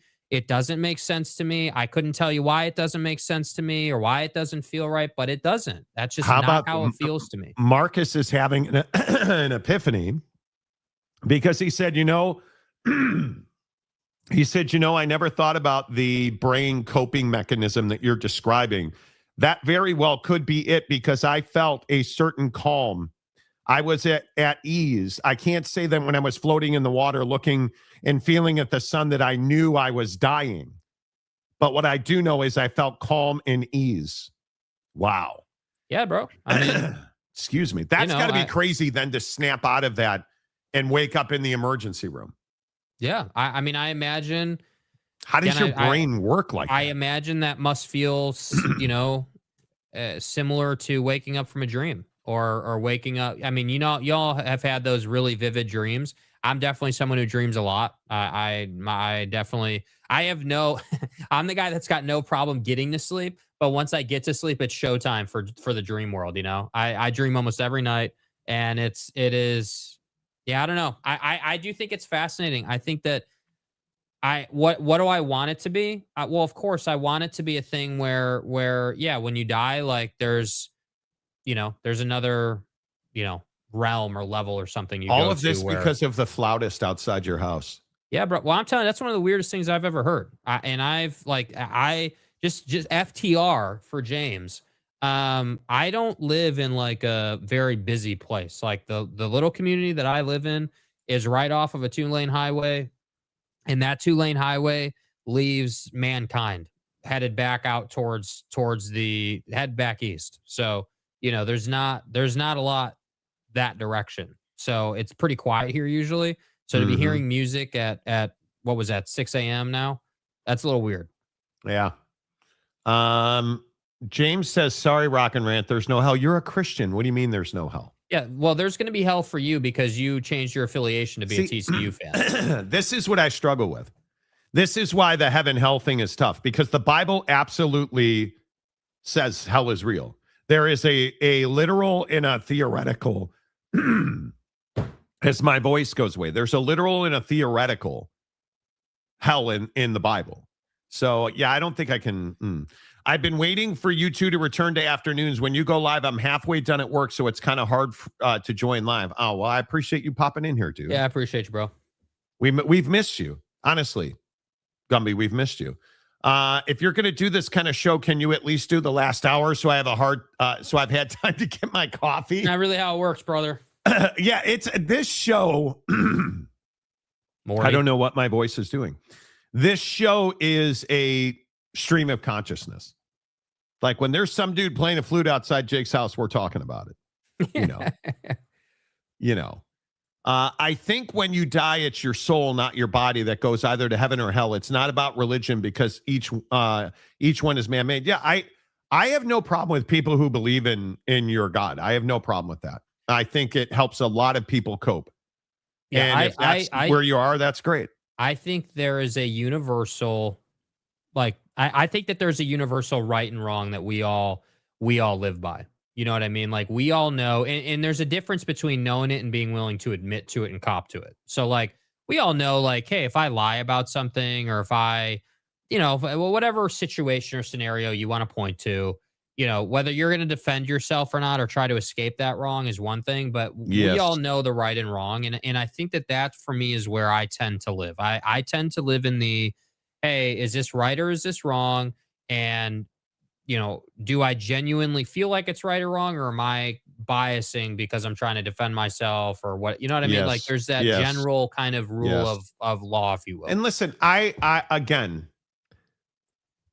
think, I don't know. I don't know. I'm fascinated by what happens when you die. I can't remember my dreams, Chewy says, but my girlfriend said I talk in my sleep, like a lot, like full-blown conversations. See, my wife will occasionally talk in her sleep, but when she dreams vividly, dude, she'll have like night terrors. The worst thing in the world is when my wife will have like one of those dreams and she'll be like, ah! And it'll just be like, whoa, where's the gun? Yeah. Marcus said, do you guys know what it feels like to wake up extremely sleep drunk? Yeah. That's what I felt like. And it was 2 days long. Wow. So you were sleep drunk for like 2 days, dude. I'm so glad you made it through that. Being sleep drunk is rough, bro. That's rough. And he also said, well, this is a really interesting point. He said, that's why I run a lot. I run marathons. I run half marathons. I've done that since I was able to get out of bed. I distinctly remember putting my feet on the floor of the ICU unit. It was cold. It was hard tile floor. And something clicked in my brain that made me want to run, which is why to this day I run. Well, you know what? Look, there you go. I don't believe there are accidents. I think everything happens for a reason. Big Blue Horse is a member for 27 months on the program. Have you earned the Gator Head yet? Does 27 months get you a Gator Head? Look at the picture he's got. I mean, I tend to believe he has, but it's we need to ask John. Your birthday gift to me, just show up, be awesome. Big Blue Horses, you're awesome. And I appreciate you showing up every day. Let's see. Wow, you guys are into this. See, this is, I say, this isn't a religious conversation. It's a free exchange of ideas. It's all good. I like to think Jesus is like a mischievous badger. Okay. Yes, Chewy, I think some of the light is also people in ICU ER when the bright lights are over their bed. I think that's interesting. Oh, the mayor of Monty Town, Jeremy Bolton. Good morning, my guy. There's too much evidence on earth now that there is something greater going on and something great afterwards. I wonder. I do think apocalyptic. I mean, everything that's happening in the world right now feels like we're leading to something. Who knows what that is? Because I certainly do not. I think our mind soul creates our reality, i.e. spiritual simulation. So whatever you believe, your soul mind will create the next reality after you die. That very well could be. Yeah, I can't get down with nothing afterwards, man. I just can't. I believe ghosts are real. I do believe in ghosts. I have said like that. I will never forget some of I've talked about this. I grew up in a haunted house in Lincoln Avenue, Evanston, Illinois. Hello. I grew up in a haunted house and the piano played itself, like all kinds of weird stuff. The Monty Ghost, sitting in our old studio, like an old lady vividly standing in front of me. Like, I believe in ghosts. Absolutely. I do. OU is getting a new arena. That's cool. They are. Got approved. but the basketball team should probably try to score the ball. But that's only going to be used in the afterlife. That's not for this life, just so you know. I had my first dream in a few years. Hella crazy. What'd you dream about? People simply need to be kind, forgiving, patient in this life because that's because they want to, not because if they don't, they get a fancy reward. Thank you. Because if they do, they get a fancy reward. I've never understood and the thing that drove me away from being Catholic, frankly, the legalism of Catholicism, right? The legalism of Christianity. I've never understood. And I joke about the LDS faith because it's things like the caffeinated beverages, or when you have rules, I feel like that's not the portrayal that we've always heard, but I think that's probably going too far. I had some crazy dreams where I wake myself up laughing or talking a bunch. I have totally woke myself up laughing. Totally. I drowned once when I was under a year old, but I clearly remember floating above the bridge. I drowned at, legit floating and looking around. I never heard a voice or saw a hand, just me floating. Wow. Wow, wow, wow. Wow, wow, wow. That's crazy. After my major accident and surgery while on some serious pain meds, I got convinced that someone from hospital had abducted me and took me to their house. So convinced, I got people on Facebook to call the state police to check on my status if I was still in the hospital or not. Jeez. That's crazy. I'll say it again, Jeremy says. Too much happening here. Too much evidence that shows that there is something greater going on. I fully believe there is something great afterwards. Agreed. I hope so. You know, if you like to run, come to a Spartan with me. Yeah, Marcus is a pretty serious runner. He's run like major marathons. Like I'm pretty sure, and Marcus will correct me if I'm wrong, as we're aware. I'm pretty sure he's run New York several times. Several times. So, you know, and I'm trying not to give too much away, but I mean, he just told a story about his death. So, but he is he's a San Diego resident. So he runs a lot. Yes, this is a sports show, but great how fluid this show is with so many non-sports topics that are discussed every day. It's fun. It's what makes the world go round. You know. Dustin Mercer. Dustin, hello. Hey, don't forget to drink Bailey's and have a happy day. Everybody have a great day. Got money? Just spend a little time in purgatory and you're good. Seriously. We are very alike. I gave up being Catholic for Lent one year and I never went back, dude. I'm telling you, the legalism of it is what I struggled with. Name, image, and likeness. I have vivid memory of being abused, beaten, paddled with a ruler. I had a nun.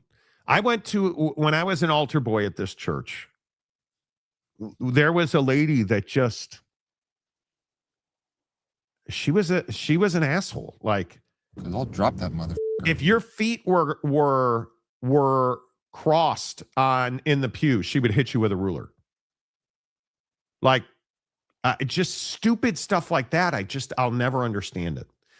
Hey, I'm LDS and I love my Monsters and Diet Coke. No caffeinated beverages, false. We can drink all that good stuff, just no coffee or alcohol. Okay.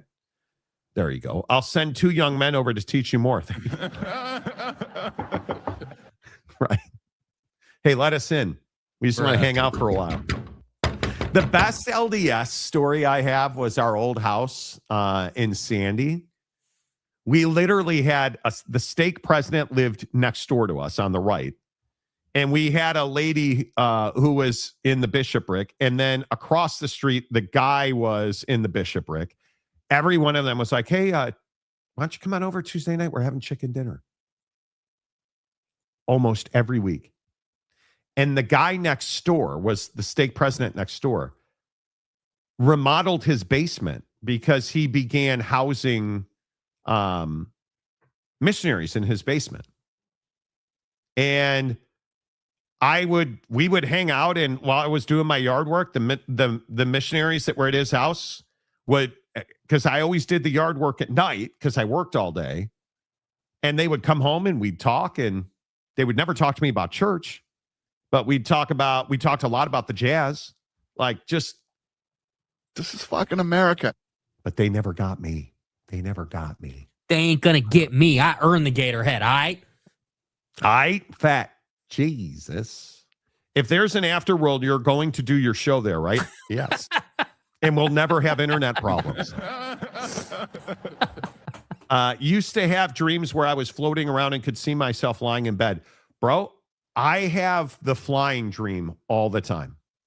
The falling dream is a classic. I have the dream where I'm flying and I'm like, I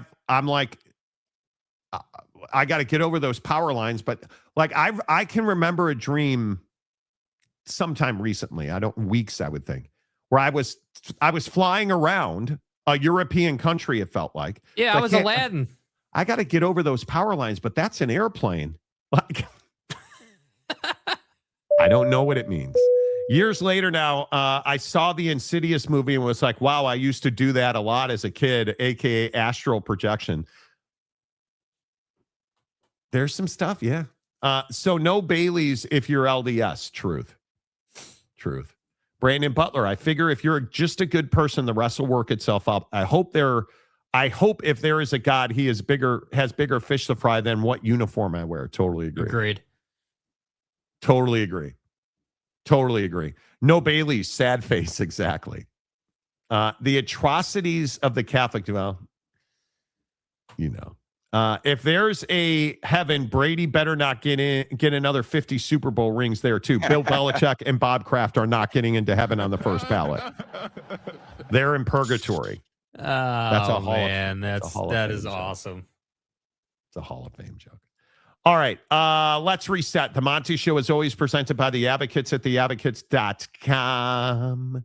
Theadvocates.com. Let's come back and get into this Trinidad Chambliss lawsuit thing. Do you guys believe that Trinidad Chambliss deserves another year of eligibility? We'll talk about it next after this from the Advocates. You're not just a case. You're not just a client. You're a person, and you deserve support. You deserve simplicity. You deserve communication. When you hire an attorney, you deserve clear, risk-free advice that guides you to the best possible outcome in your injury case. And that's exactly what the Advocates have been providing for over 30 years. After your accident, you deserve closure. You deserve compassion. You deserve peace of mind. You deserve an advocate. Yes, you do. You deserve an advocate 24/7, 365, and you never reach into your pocket to pay the Advocates. And the thing that I always say about the Advocates is, and it doesn't matter where you watch this show, the Advocates are ready to serve you with compassion, with empathy, with understanding, because they've been through what you're going through so many times with their clients. They know how to fight insurance companies and win. They understand how to navigate the difficult waters of workman's comp. You get hurt at work, sure, your boss is telling you and the owner of your company is telling you your job is safe, but is it? The Advocates will tell you, and trust me, if you go to the Advocates and say, hey, this is happening, and they're like, yeah, everything's great. You don't need an attorney. They'll tell you that, because the Advocates don't get paid unless and until they win your case at theadvocates.com. That it is disappointing to me, like with this Trinidad Chambliss thing, the college football playoff, the schedule, the NIL stuff. It's just disappointing to me that we can't figure out how to get to the right spot. Because I think we all know we can't have 2-week delays between college football playoff games. That serves nobody. We cannot have kids constantly suing the NCAA so they can get an extra year of eligibility. I think you have to have a blanket policy. I think you have, and sadly, again, and I don't know if you guys agree with this, but sadly, this is going to wind up in Congress. I am telling you now, there will be a bill and laws coming out of this Trinidad Chambliss stuff. There will be bills and laws coming out of this NIL stuff. And it's so unnecessary. It is so unnecessary. Jake, do you believe that Congress gets involved in this? Yeah, I mean, I think if it definitely has potential to get to that point. There is no doubt about it. I mean, I think that Chambliss is clearly not going to stop until he gets that year of eligibility back. And I understand it from his side. I totally get it. But at the same time, I think that there's a process for everything. And the NCAA, seemingly is getting clunky around, waivers and getting one more year of eligibility because you were injured or you weren't able to play or whatever. Like, the whole eligibility thing has always been sort of contentious. And I think that we're just in this place where we are looking to push the issue on basically every topic involving college athletics, whether it's the portal, NIL, eligibility, kids now, or I should say men now coming back from the pros and playing at the college level again. But isn't this the AJ DeBanza discussion? Right? Like, should AJ DeBanza come back to BYU for another year next year? Yes. And what makes that possible? I'm not saying he will, but what would make that possible? NIL money. NIL money, because he's making good money and living a good lifestyle in Provo. Now, does he enjoy it? Who has any idea? But what I know is the stat sheet says AJ DeBanza had a huge game last night. If you watch the game and you had your eyeballs on it, you know that AJ DeBanza didn't have a great game last night. And we've made this thing possible where kids are making so much money now that they don't have to go to the pros. Right. But yet we still can't seem to avoid these landmines where they're obviously, it is, bro, I am telling you, it is an obvious mistake, in my opinion. If take the money out of it, because AJ will get paid. He'll probably be top 3 draft picks this coming NBA draft if he goes. He's making really good money at BYU. It's a mistake for him to go to the NBA after this season. He's not ready as a basketball player. That should be the only decision. Obviously, it's not. But I think AJ DeBanza, these lawsuits with guys like Trinidad Chambliss, I think it's terrible for college sports. Yeah, and I just think that the core fundamental issue for college sports right now is we've lost the essence of what it means to play in college. Like, it used to mean that college was like this great buffer and this great developmental track that you could get on. Like, it used to be when I was, again, the age old saying, when I was growing up, like college basketball players or college football players went to college to develop, to get ready, to put themselves in a position to have a strong start to their pro career. That was the whole idea. And for the best of them, you could win national championships and you could be put into the, with the greats of your school and, like you could do all that. And that's great.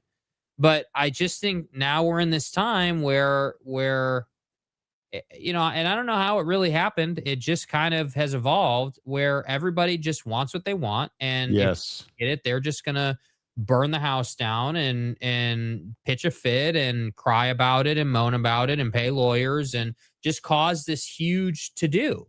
And that to me is what we do now.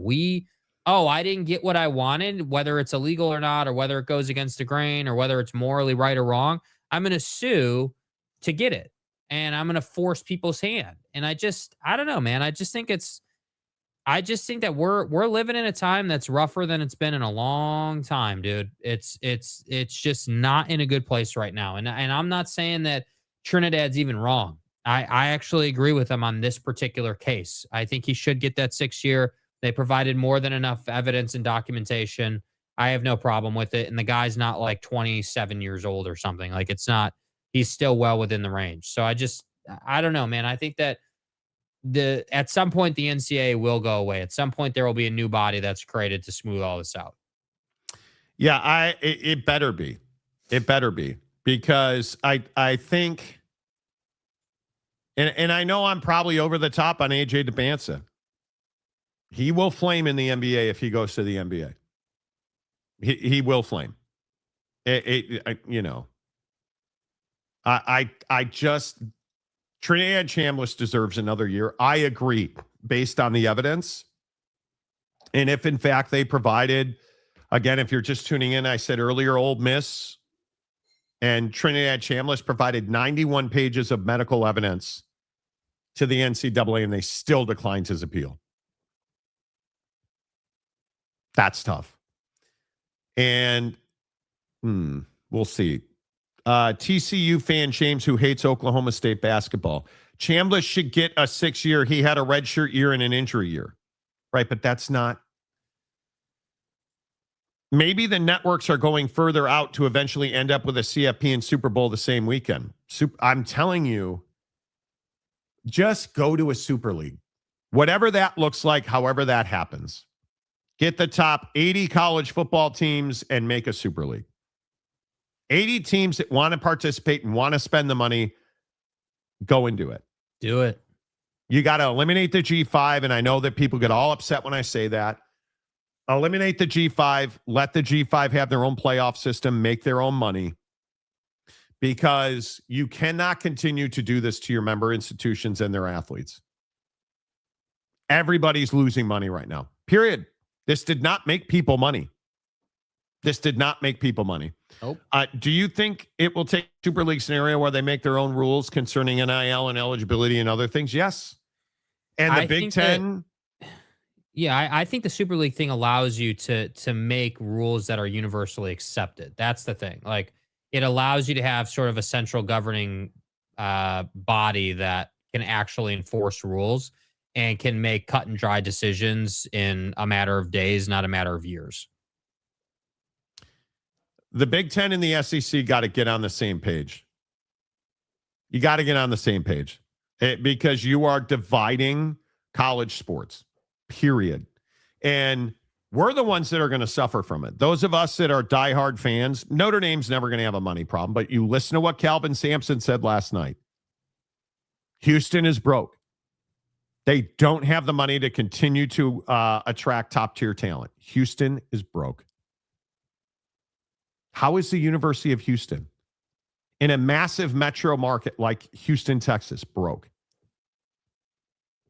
Because the money just keeps going. And at some point, you've got to get control of that. Because, and I've said this about Cody Campbell before, in theory, Cody Campbell's the greatest thing that's ever happened until you put that into practical application. It's as simple as that. Yeah. And again, this is why I go back to AJ DeBanza. You lost another game.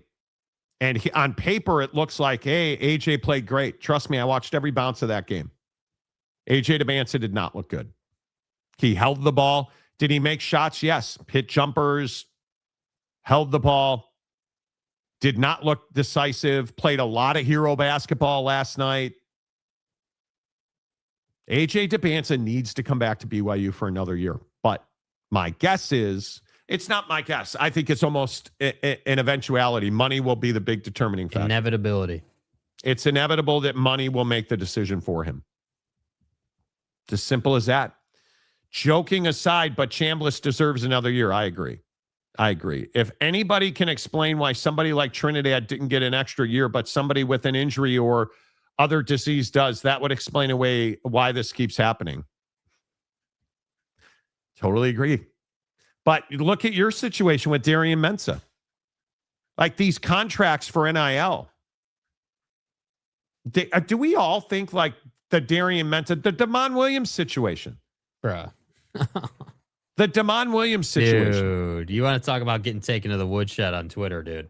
Like you look at this with the Darian Mensah situation. Listen, or the Damon Williams situation. Listen to Damon Williams talk about his situation. Right. Be yourself and explain what really happened, without all the agents and all the other people around you telling you what to say, but just, something heartfelt from your heart on everything that was going down at that time. Yeah, no, for sure. I understand the question. I appreciate the question. And, definitely being 19, you get good advice and, you get really bad advice at times. And, we're all human. We all make mistakes. And at the end of the day, I'm just super blessed to be here with my brothers and my coaches and just at the University of Washington. And I'm just so happy to be here and so blessed. And he is getting crushed over that answer. I don't know why. What did you expect him to say? I expected him to be genuine, not scripted. Was he not genuine? No, he was not. He was. That's a scripted answer that's been media trained and taught to him. That's what that is. And if it wasn't, then he did a really poor job of coming off as genuine. Well, you had to know he was going to be asked about that. Right. You had to know. But listen, there's a middle ground that he needed to find that he didn't, and he's being criticized for that. Which is what he should have said was, hey, like, basically what happened was I got some bad advice, man, and it's a cautionary tale. I got some bad advice, and I really regret the decision that I made initially to get in the portal and to cause all the consternation and the issues in the program. That's not like I'm the starting quarterback of this program. I represent UW and I'm the leader of this team. And I have put that in jeopardy. And I put myself and my teammates in a really tough position by making some of those decisions. And with that said, it's a learning lesson for me. I really appreciate Jed Fish and the coaching staff and my family and everybody supporting me and giving me the proper advice and helping guide me back to where I want to be, which is the University of Washington, which is the starting quarterback of this team. And I fully intend on leading this team to the college football playoff. That's what you should have said. You shouldn't have said, yeah, like, bad advice. I'm blessed. I really appreciate it. All right, thanks. Next question. That's his issue. Like, I didn't need media training to come up with that. I just know what to say. Like, it's not a hard thing to answer. It's not a hard question. It'll be interesting to see. Like, I look at this Joey Aguiar situation. Does Joey Aguiar at Tennessee, you guys saw he got a restraining order, so he's eligible to play as of this moment. Does Joey Aguiar deserve another year of eligibility? I don't necessarily believe he does. Like you look at the fact that this is a judge in Knoxville, Tennessee, Rocky Top, granting a TRO to allow Aguiar to play. I don't understand why is this a thing? Why should he, why should he get another? I don't think he's earned it. Right? Like, it is just like he's trying to say because he played at a JUCO for several years, he deserves more eligibility. I don't believe he does. No. I don't believe that he does. Aguiar, his attorney, Cam Norris, asked for quick resolution so that he can participate in spring ball. And it's like, why? Why? And I understand he's a prolific quarterback. Well, what is he? 3,500 yards and 25 touchdowns? The guy's a stud. Right? But he's doing it because he wants the multi-million dollars in NIL money. That's why he's doing it. That doesn't mean that he's Yeah, well, and it's also clearly a conflict of interest with these judges, and this isn't the first time. And that bothers me. Yeah. I don't know, man. I think it is really unfortunate. I think that everyone's scheming for money. That's what I think. You want the truth? Everyone's out here scheming for money. That's all this is. What was Damon Williams doing? Scheming for money. What is Joey doing? Scheming for money. What's Kelvin Sampson doing? Scheming for money. Oh, we're broke. We need more money. Okay, great. We'll go to the boosters. All of this is schemers trying to control their little universes, getting more money. And it really bothers me that this is how we choose to go about it. That, you've got, with all due respect to Greg Sankey, you're supposed to be the leader of college athletics. Tony Petitti, you're supposed to be one of the leaders of college athletics. Get it figured out, man. You guys want to be the head honchos? Figure it the hell out. Get together. And again, I go back to the SEC and the Big Ten are on separate pages, and that's why the schemers are winning, right? What end as well? To that point, like you guys are on such different pages.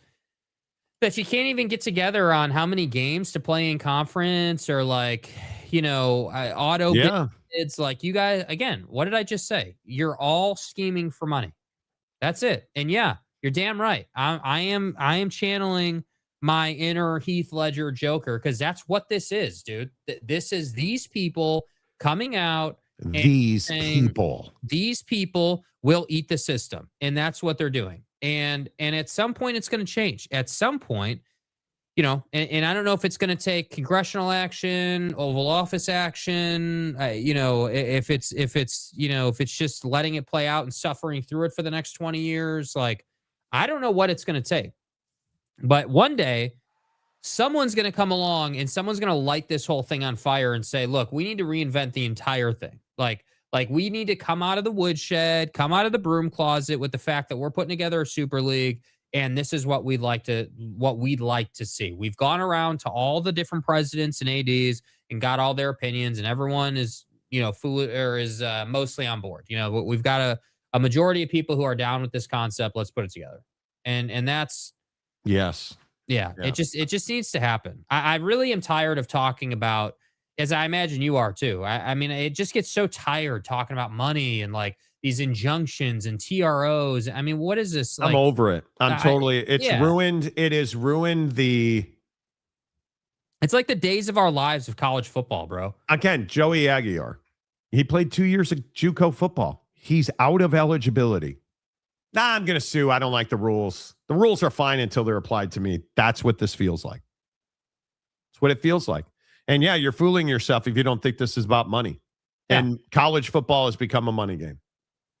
And I think when you look at the Big Ten and the SEC, these are the two. And the problem is you're dealing with a guy in Greg Sankey who is well experienced in all this, and a guy in Tony Petitti who can't swim in the deep water.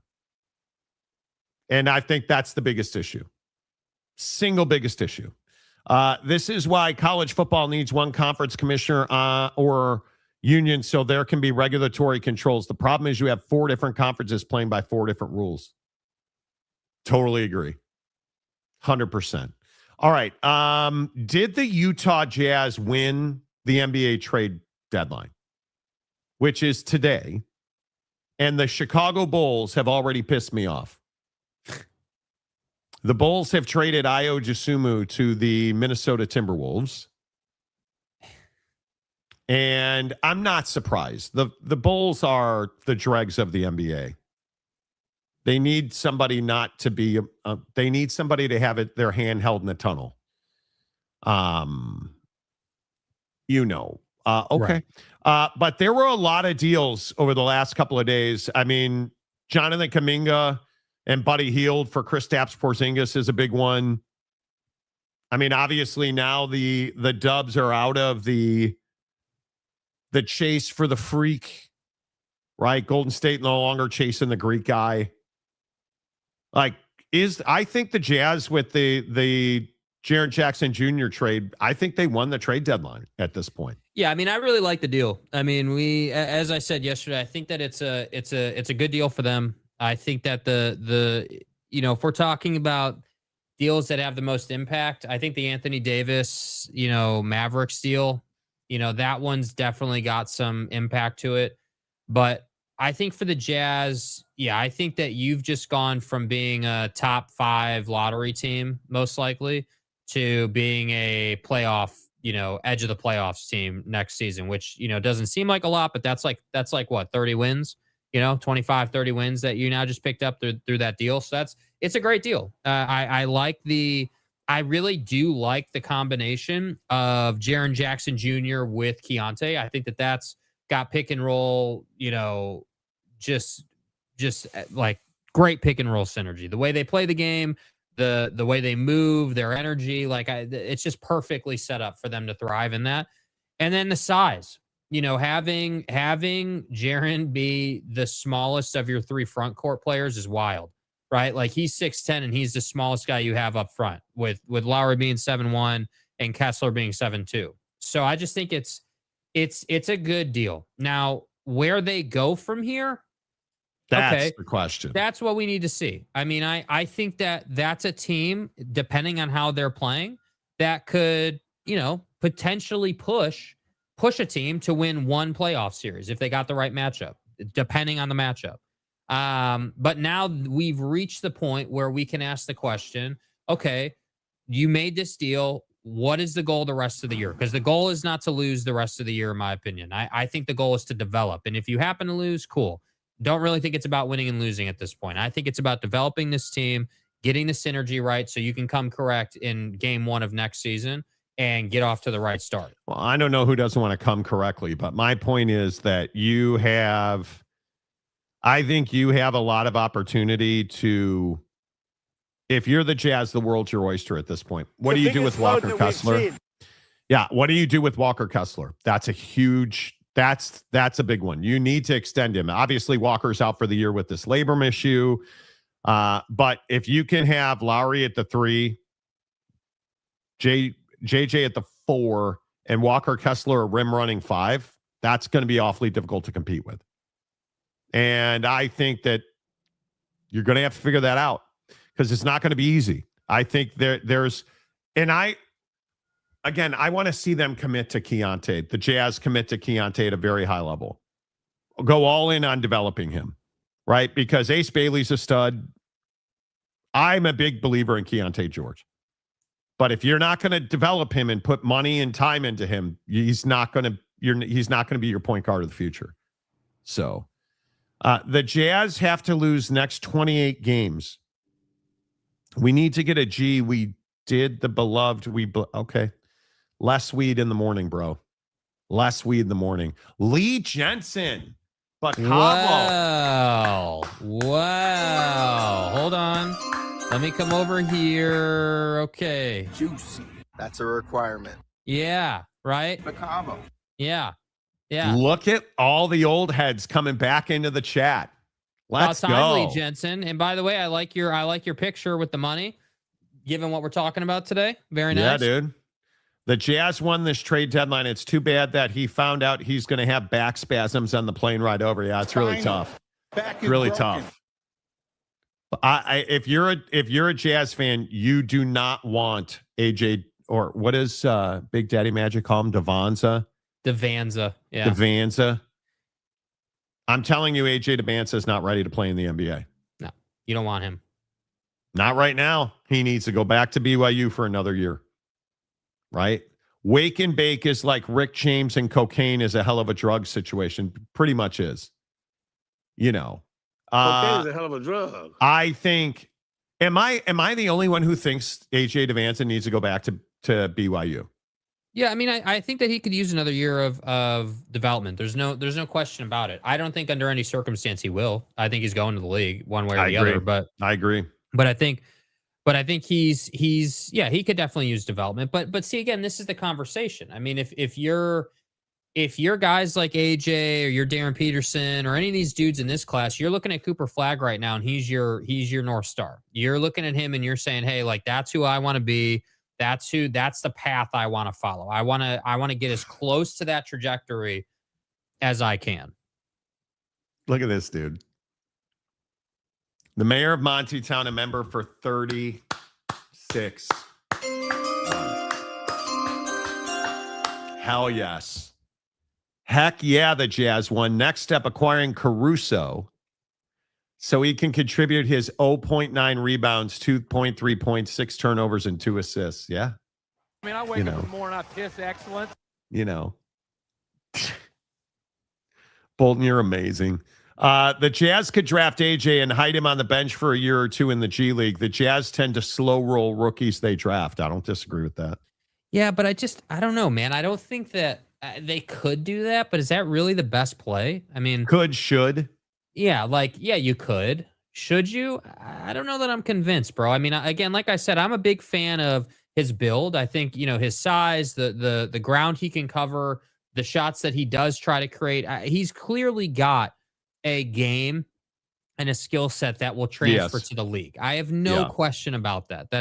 And yes, if you draft him, I do think that, developing him will not be that much of a challenge.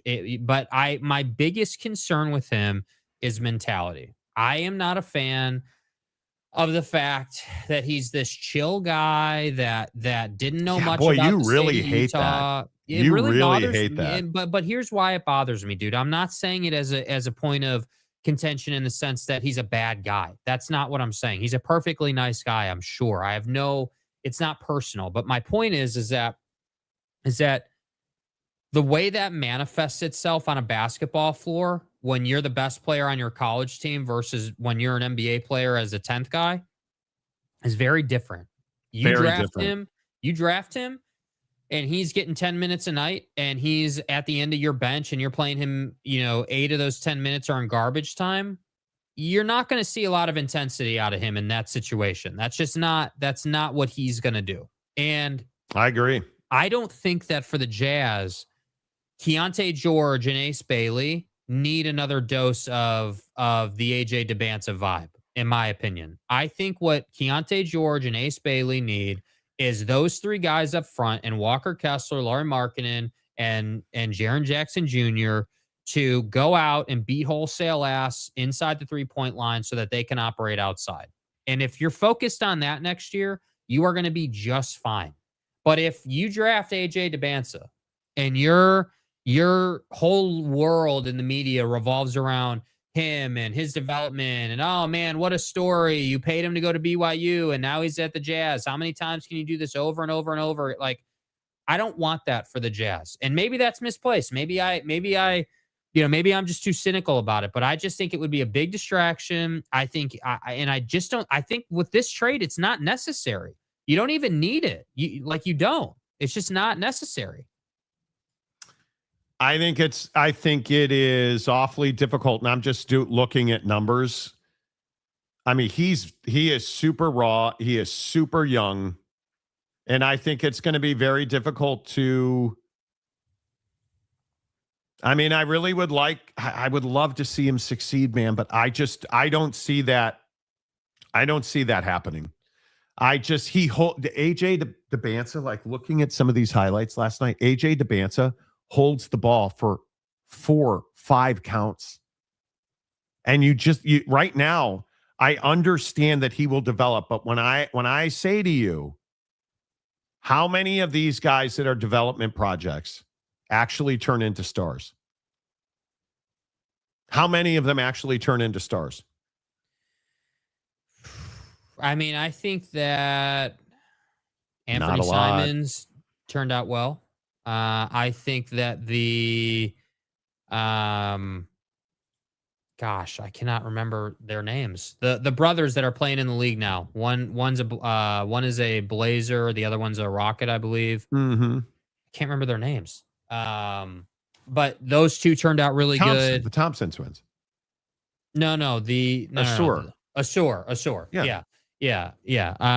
Those 2 turned out really good. I think they've been totally worth the draft stock that they had. So I just think it's a mentality thing. And I'm really wary of that after what we've seen with Zion and Ja. I'm really wary of that after what we've seen with LaMelo Ball. Love LaMelo's game. Love the way he's able to shoot it, handles. Like, the guy can play, but he's a street yard player, man. He's not an NBA champion kind of player. And that's just not the way he goes about the game. That's not his vibe. And there's nothing wrong with that, by the way. I just want to make that clear. I'm not saying these dudes are bad guys. You want to dude, if you can play in the NBA and make millions of dollars to come out here and embarrass guys and have fun with it, dude, knock yourself out, man. I wish I could. I wish I was that good, but I'm not. Right? But if we're talking about building a championship, we're talking about building a winner.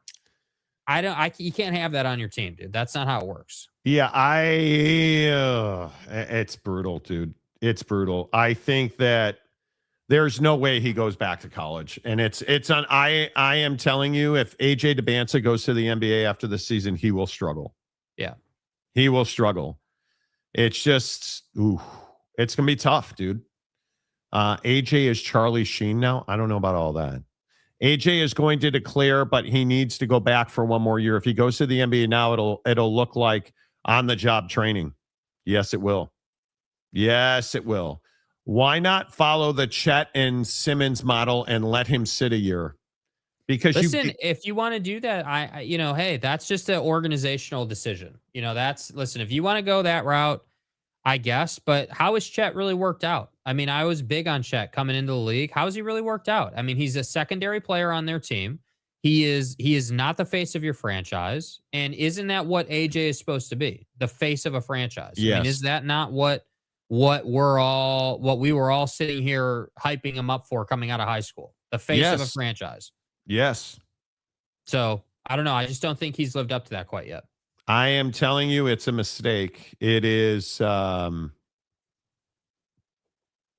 It's a mistake. I just think that you have to, at some point, he's going to go and somebody's going to take a chance on him. And I hope he turns into a star, right? Like I hope he turns into a star. But I don't necessarily believe that he will. I don't believe that he will. That's just my opinion. Yeah. I think that it's going to be a long arc because he just he's very raw, man. He is very, very raw. And money changes everything. I think the Jazz, and I will also say it'd be great if the Jazz got him, but they don't develop young guys. They don't. So it's good to see our OGs rolling in today. Gets hard to hold down the fort by myself some days. Well, yeah. On a side note, saw a funny meme on Facebook where all the people on the Epstein list, how is Charlie Sheen not there? Exactly right. Exactly right. But I don't think the Jazz would draft him if they had the number 1 pick. They would go for Boozer or Peterson. Well, I think Peterson's a home run. He's just a better player right now, dude. The Boozer needs work as well. Boozer has as much negative foreshadowing. He does. He is a development project. These kids are 18 years old. It is, yeah. AJ will struggle in the NBA responding to all his fan mail. Yeah, that's it. I'm here for you, Brandon. Yes, you are. AJ is not Cooper. Seems like Cooper has the killer mentality. Yes, he does. Oh, yes, he does. Yes, he does. And he is polished already. Totally agree with that. All right, let's get to the Super Bowl. Seahawks Patriots, where they don't make Hall of Famers. This goodbye. Bill Belichick, they didn't get in. Right. I am Not still Hall of stunned. Famers.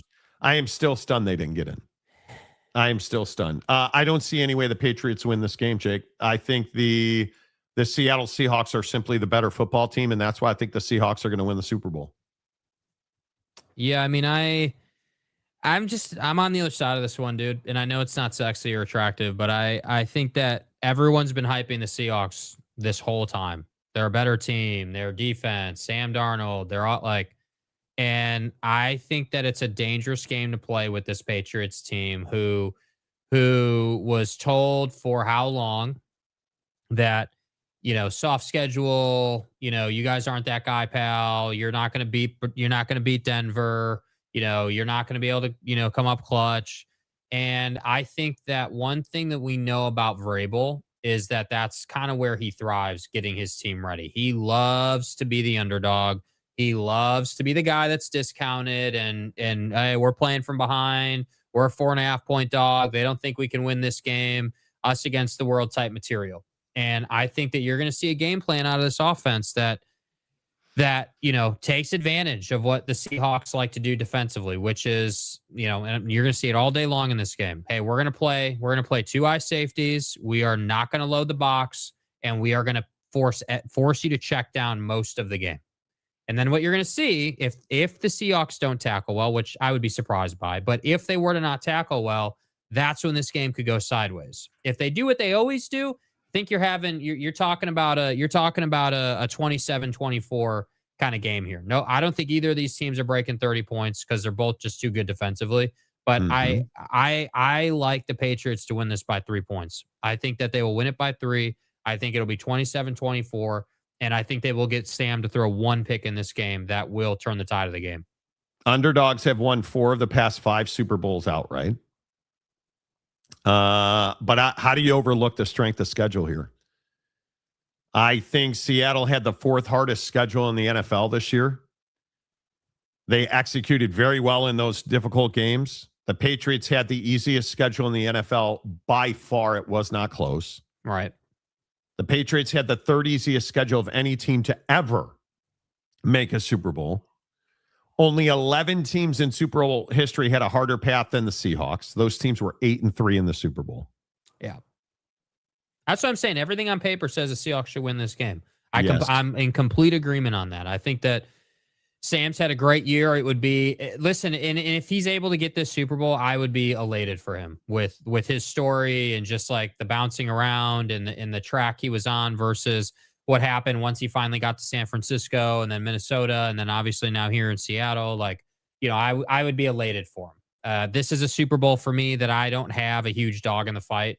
It's not really a big emotional one for me. I'm hoping we get a good game. I think we will. But it's definitely not one of those where I'm just super invested in it emotionally. But I don't know. Do you like anything about football? No, not particularly. Nope. It's a simple game. The only thing I like about football is the matchups. If you get a good matchup in the SEC, really, really here for that.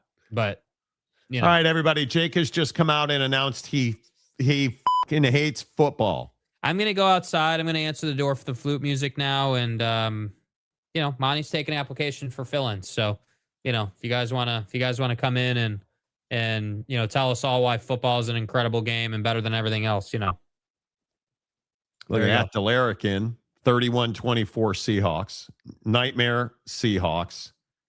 You know. I also think the Patriots are the villains in this game. Everybody hates the Patriots. We've seen that this week. Oh, look at that. Lee Jensen, juicy. Graduated college with his bachelor's in finance. Oh, okay. Let's go, buddy. Let's go. Hell yeah, dude. Love to hear it, Let's man. Go. Juicy. Love it. Maybe you can open your own Bacavo shop, bro. Bacavo.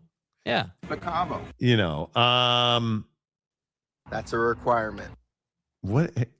You guys are wild. Want to see the Seahawks win it. Would be a nice story of redemption for Darnold, and I really like JSN.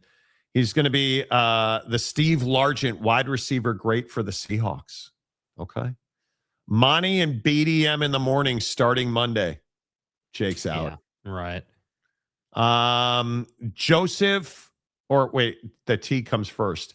Theodore Joseph Beckwith. Hey, Teddy. Jake hates football about as much as BDM hates free gifts and Oak State James hates the rectory, which is to say. Yeah, I don't know. I just get burned out on it, man. We literally talk about it every day for ages because that's all any of you guys or anybody in the sports world wants to talk about. You know, like that's the hard part. A cool story last night at Whole Foods. I was in line. The guy in front was wearing a Cardinal hat. The guy in front of me was wearing a Giants hat. And I was wearing a Cubs hat. And the three of us stood there and talked baseball. And talked about how Nolan Arenado is no longer on the Cardinals. And the Giants guy was like, man, I wish we had Nolan. And talked about Donovan. And it was good to talk baseball in a baseball. Did anybody see Fat Ass hit a golf ball at the Waste Management yesterday? Dumper. Travis? Did you guys see? Okay, I want to talk about this real quick, and maybe you can get a screenshot of this while I'm telling the story. But Travis Kelce yesterday is at the Waste Management, which, by the way, I am freaking pumped to watch today. But so the Waste Management Pro-Am's going on, and Travis Kelce is out playing the Pro-Am, and Nike is selling this vest, this blue vest that I'm considering getting for our trip for Pelican that simply says Nike Golf on it. And it's just one of the most basic things you've ever seen, but it's got swag, bro. Like they offer it in 3 different colors, black, blue, and white.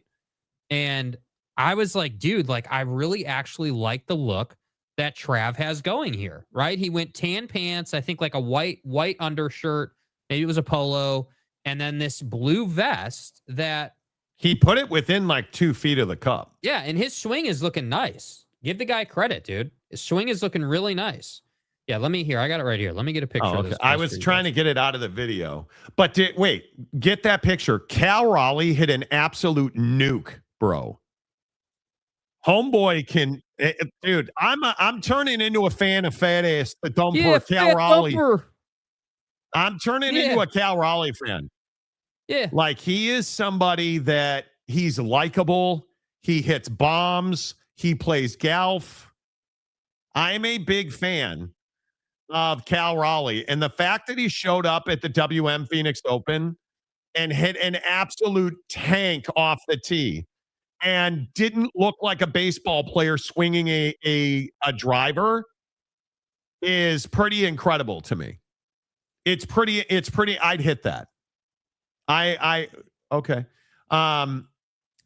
Nothing, Jake? Like, no, I'm getting these pictures. Sorry, bro. Hang on.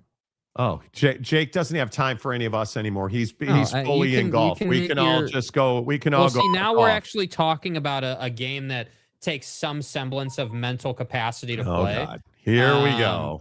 So like now I can actually get into this a little bit, So yeah. Okay. Okay, so here's the first one. Okay. Loading in. Here's where's Buddy? Where's Buddy here? We're just waiting for you to show this vest. Anytime, bro. Come on. Anytime you're ready, Jake, just go ahead. We'll all be here. Bro, it's so painful. It's so painful, dude.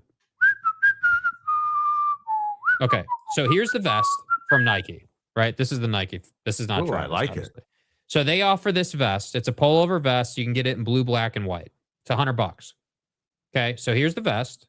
Mm-hmm. Here's how Travis styled this vest yesterday. Look at this. Blue hat, white polo, blue vest, tan pants. I thought it was great. I thought that.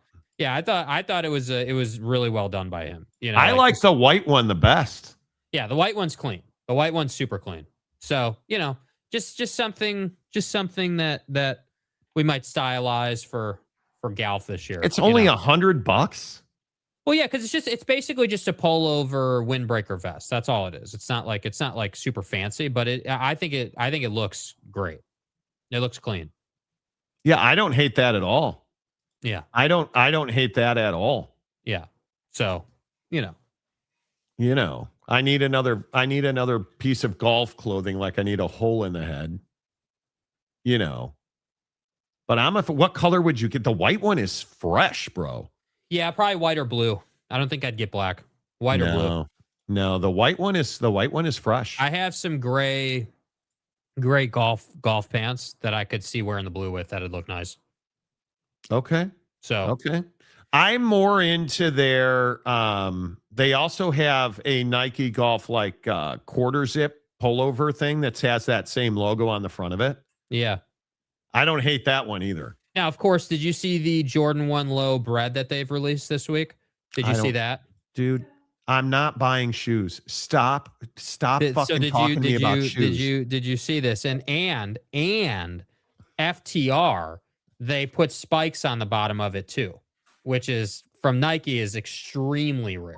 Bro, my wife will divorce me if I order another pair of golf shoes.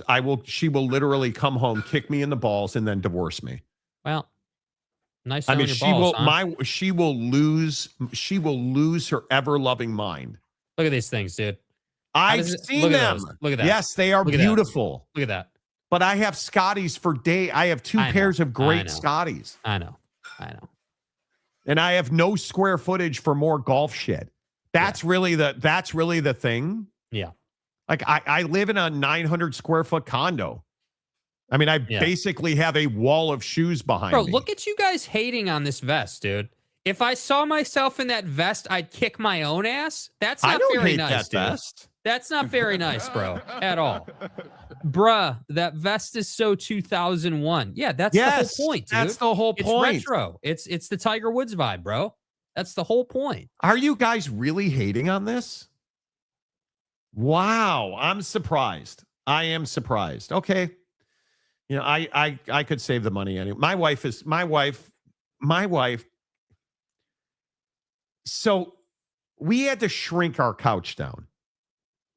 And so I lost my center console, and it's been driving me crazy. Why did you have to shrink it? Why'd you have to shrink it? Because I live in a 900 square foot condo. Yeah, but you had the whole thing in there, did you not? I did. But the problem you decided is, to shrink it. Yeah, there's a console between me and my wife that holds like drinks and stuff. Yeah, and it's got the cup holders and stuff. Yeah, you can't even really hold hands over that thing. Okay. Like there's no being a seed farmer on that thing. A seed farmer. So we went and she very nicely bought me a table that goes over the arm of your couch. Game changer. Game changer. Yeah. I loved it. So you guys really don't like that vest? I'm really surprised by that, dude.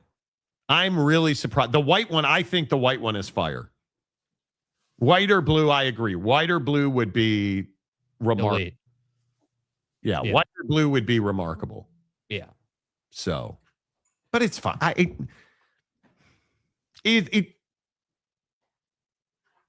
don't know. I think it's just clean. It's simple. It's clean. Like, it looks nice. Golf guy, you get it.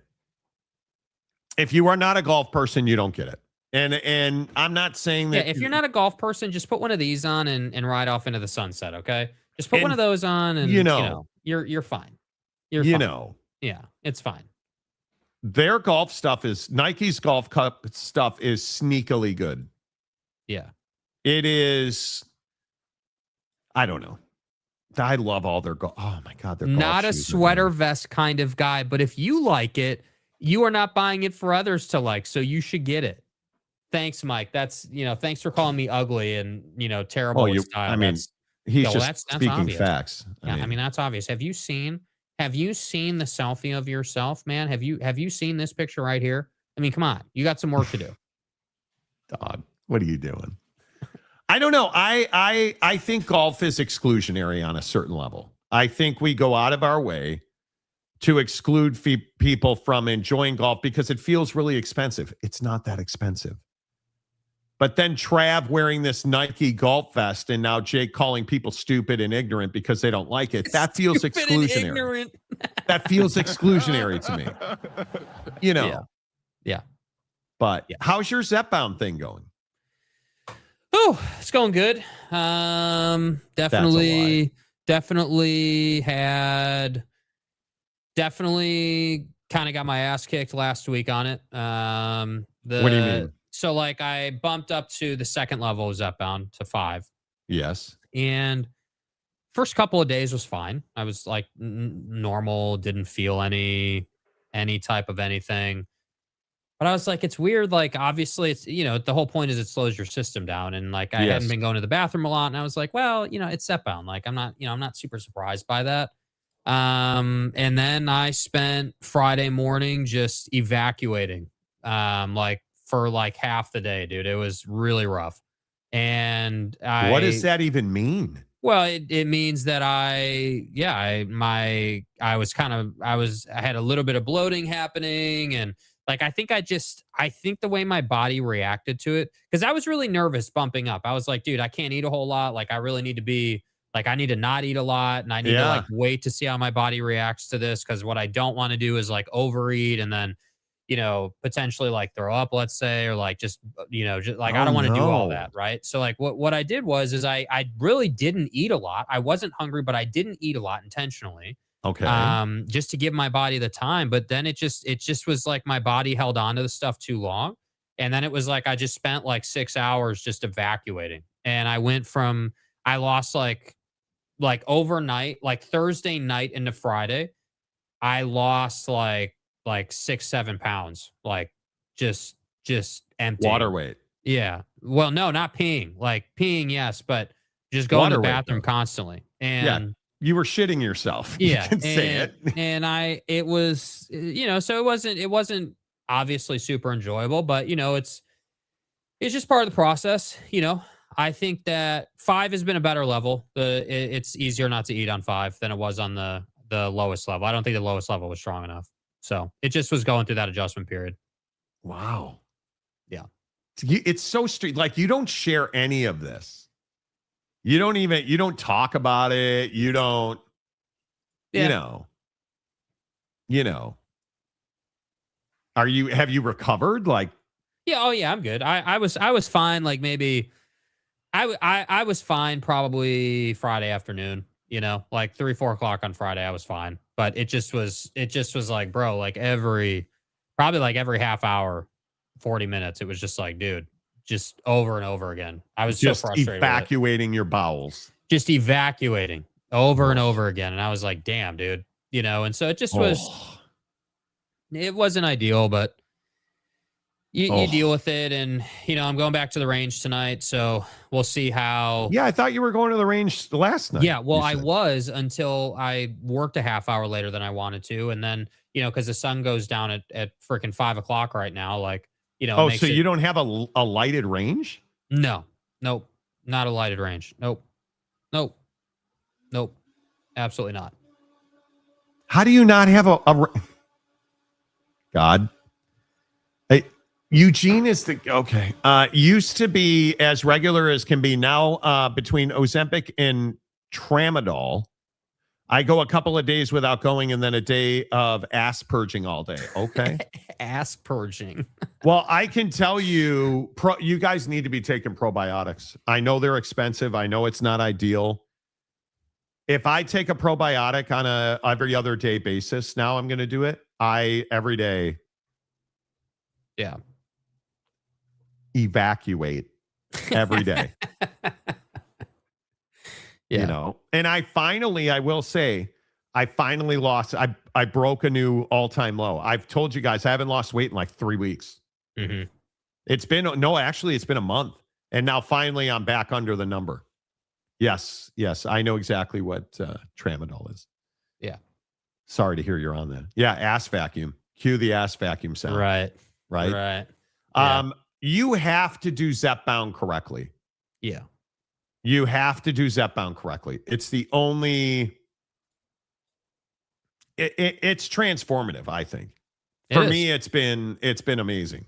Mm-hmm. So, but you can't eat greasy food. What are you eating on the regular right now? A lot of it is like just meal prep stuff that I make. So like I actually haven't eaten out in a long time. It's been several weeks now of like just eating. I've really been on a chicken thigh kick lately. So like I had from Costco, I got chicken thighs.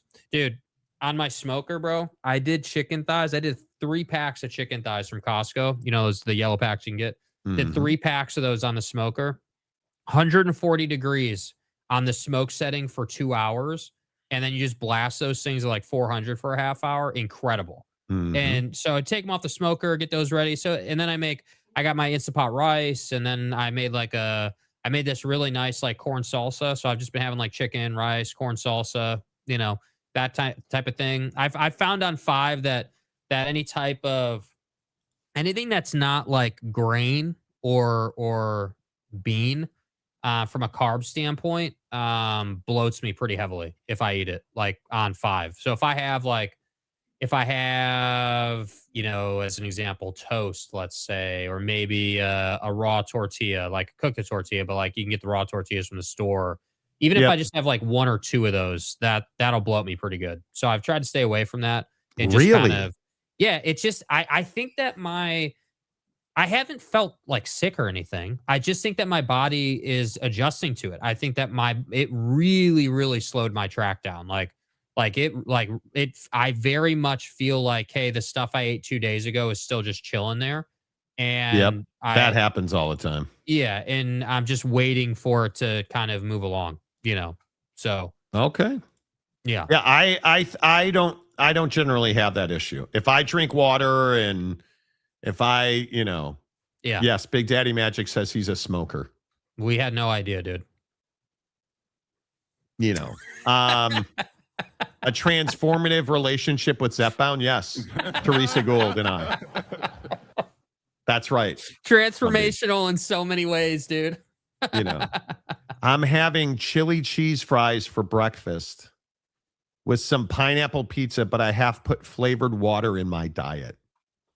Well, as long as you're drinking flavored water, you know, with those chili cheese fries. Dude, the flavored water is really going to put you over the top. You know, that really should get rid of it for you. And I will also say, doing Zepbound with my wife, she makes these unbelievably healthy mashed potatoes, rolled gold mashed potatoes, oat milk, and some plant-based butter.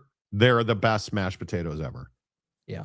You put that with some like steamed vegetables or microwave frozen vegetables. Oh, all day. Yeah. All What day I'm long. curious about is how I feel in the middle of a round of golf on Zepbound, because I was always the guy that needed to eat and like keep feeding myself while I played. And if I didn't, that would have adverse effects. And I'm just curious how that's going to work for me. Truth. I'm moving to 10. So we do our shots on Thursday night now. Mm-hmm. Tonight's should be the last dose of 7.5. Yeah. And then I'm moving up to 10. So, but I also think it's because I'm getting 5,000 to 7,000 steps a day now. I'm really making sure I walk a lot. Mm-hmm. Being back at the range three days a week. I'm hoping to play golf this weekend. I don't know that I'll be able to because the weather is going to be very finicky. But yeah, maybe I'd take half day on Friday, go play a late afternoon round of golf. Yeah. That's what I'm about. I don't think the Zepbound thing will hurt your golf game. Do you think it will? No, I don't think it'll hurt my game. I'm just curious to see how I feel. I'm studying how I feel in different situations. Like, when do you feel your best? I feel my best at about 11 o'clock. 11 to 4, I am prime time, like just tons of energy, ready to go. Like we're doing things, you know. And then if just depending on the day and what I have to do. I mean, again, I haven't golfed yet on it. I haven't even swung a club on it yet. So I'm genuinely curious to see, like, 50 swings in, how I feel or whatever, and just how that works for me. So, yeah. Okay. I think it is, that's interesting. I don't know. I don't think it'll have any effect on your golf game. How long has it been since you swung a golf club? Months. 4 months, probably. Wow. Yeah. October. Wow. Yeah. Okay. Nowhere to go. It's been too cold. It's been raining. I don't have an indoor facility. I just don't. I literally I'm not going to pay $100 for an indoor bay subscription. No. Like, I'm not willing to do it. So it's really just, my goal is over the next probably 3 weeks to ramp it back up. I'm going to go tonight, probably hit a medium bucket, just kind of break myself back into it a little bit, see how it feels, and then, start ramping it up. I do have a 9-hole tee time for Saturday afternoon at like 3 o'clock, but I doubt I'll get to play that because of the rain. So that'll probably get canceled, but we'll see what the weather's like. So you're just going to go full on out and play? Yeah. I'm gonna. Because I don't have any doubt. I'll get my iron swing back really quick. I'm not really concerned about that. I think it's just going to be the woods have always been and specifically the driver. The 4 woods always treated me pretty well, but the driver is the one that I really got to fix for this season. So yeah, I'm pretty happy with the way I'm hitting the ball right now, but I'm not worried about the Zepbound thing at all. Yeah. I feel like I have this is I have great energy. Yeah, the energy is good overall, man. What you find is that you have to play this little cat and mouse game with yourself of like, you're not really so there's an adjustment when you go up because you're just not eating almost ever. Like it was a very strange experience to feel like, like I just haven't eaten today. And like, I don't feel hungry, but like I probably should eat something. Like, you play this cat and mouse game with yourself. You're having the conversation with yourself all the time. Yep. And then it's like, all right, well, like I don't want to,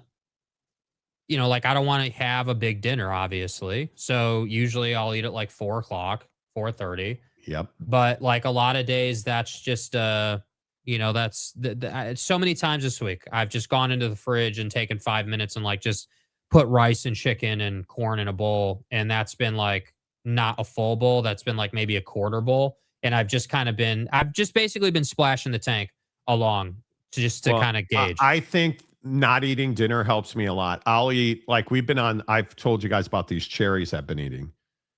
Or red grapes. I had really good red grapes this week. So I'll just nosh on some cherries or red grapes, and I don't really count calories. I just have a ballpark I'm trying to be in. But yesterday I had half a cup of oats in the morning. I've been trying to eat oats again. I find I do better when I don't eat a lot of bread. So last night at Whole Foods, of course, I bought a loaf of Dave's Killer Bread, but my energy is great. I don't have any trouble. You know what I don't do anymore? I don't get drowsy during the day. Yeah. I don't get drowsy during the day. It's the walks. The walks keep you going. Yeah. That's one of the things I love about living in Seattle. Yeah. I take a half-mile walk 3 times a day.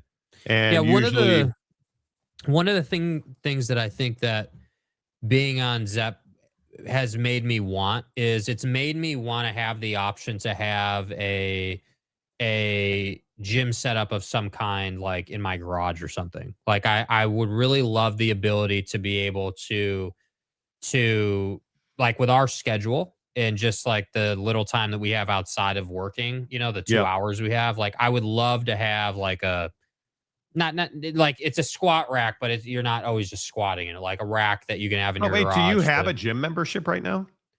Yeah, we do have one, but the issue is, and this has just changed. The issue was it was the off season, and so we share our car, and so like girlfriend doesn't get home till like 6 from work, and so the timing of it's just not great because then it's like, all right, it's 6.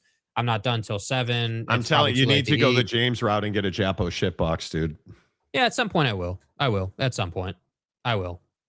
Say someone hits crappy Callaway clubs and wants to improve their swing without forking out a ton of money. What would you suggest? It's not the clubs.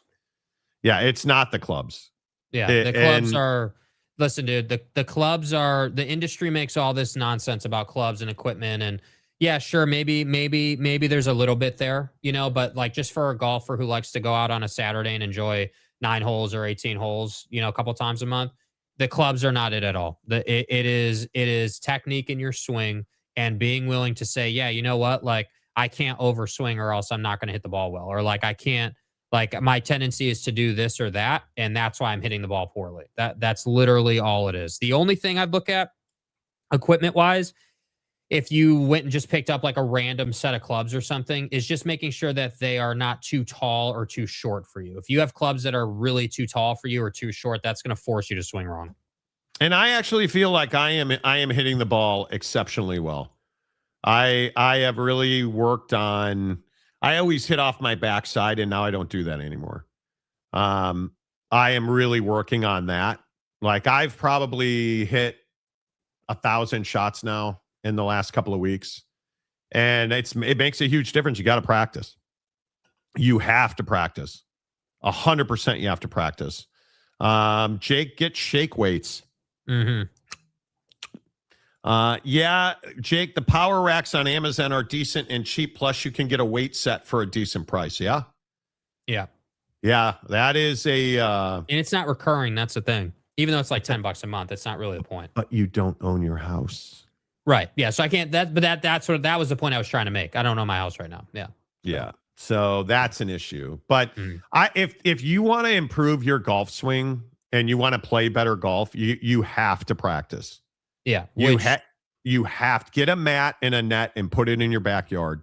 Hit 20, 30 shots a day. Every day. You trust me, it'll get better. And the other thing I would tell you is I understand we all need to hit the ball and work on your wedges and your putting.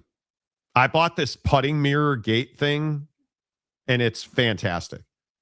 So get better 100 yards in, be on brand and get 2 shake weights. Exactly right. Right. Exactly right. All right. The Monty Show presented by the Advocates at theadvocates.com. You guys are amazing. Appreciate all of your support on this show. Please hit the like button on the way out. If you're not a subscriber, please consider subscribing. It really helps the channel grow. And if you get in an accident, you get in a wreck, you need help, get to the Advocates, where you can chat with an injury attorney live online 24/7. It won't cost you a dime at theadvocates.com. Until Monday, say goodbye, Jake. Goodbye, Jake.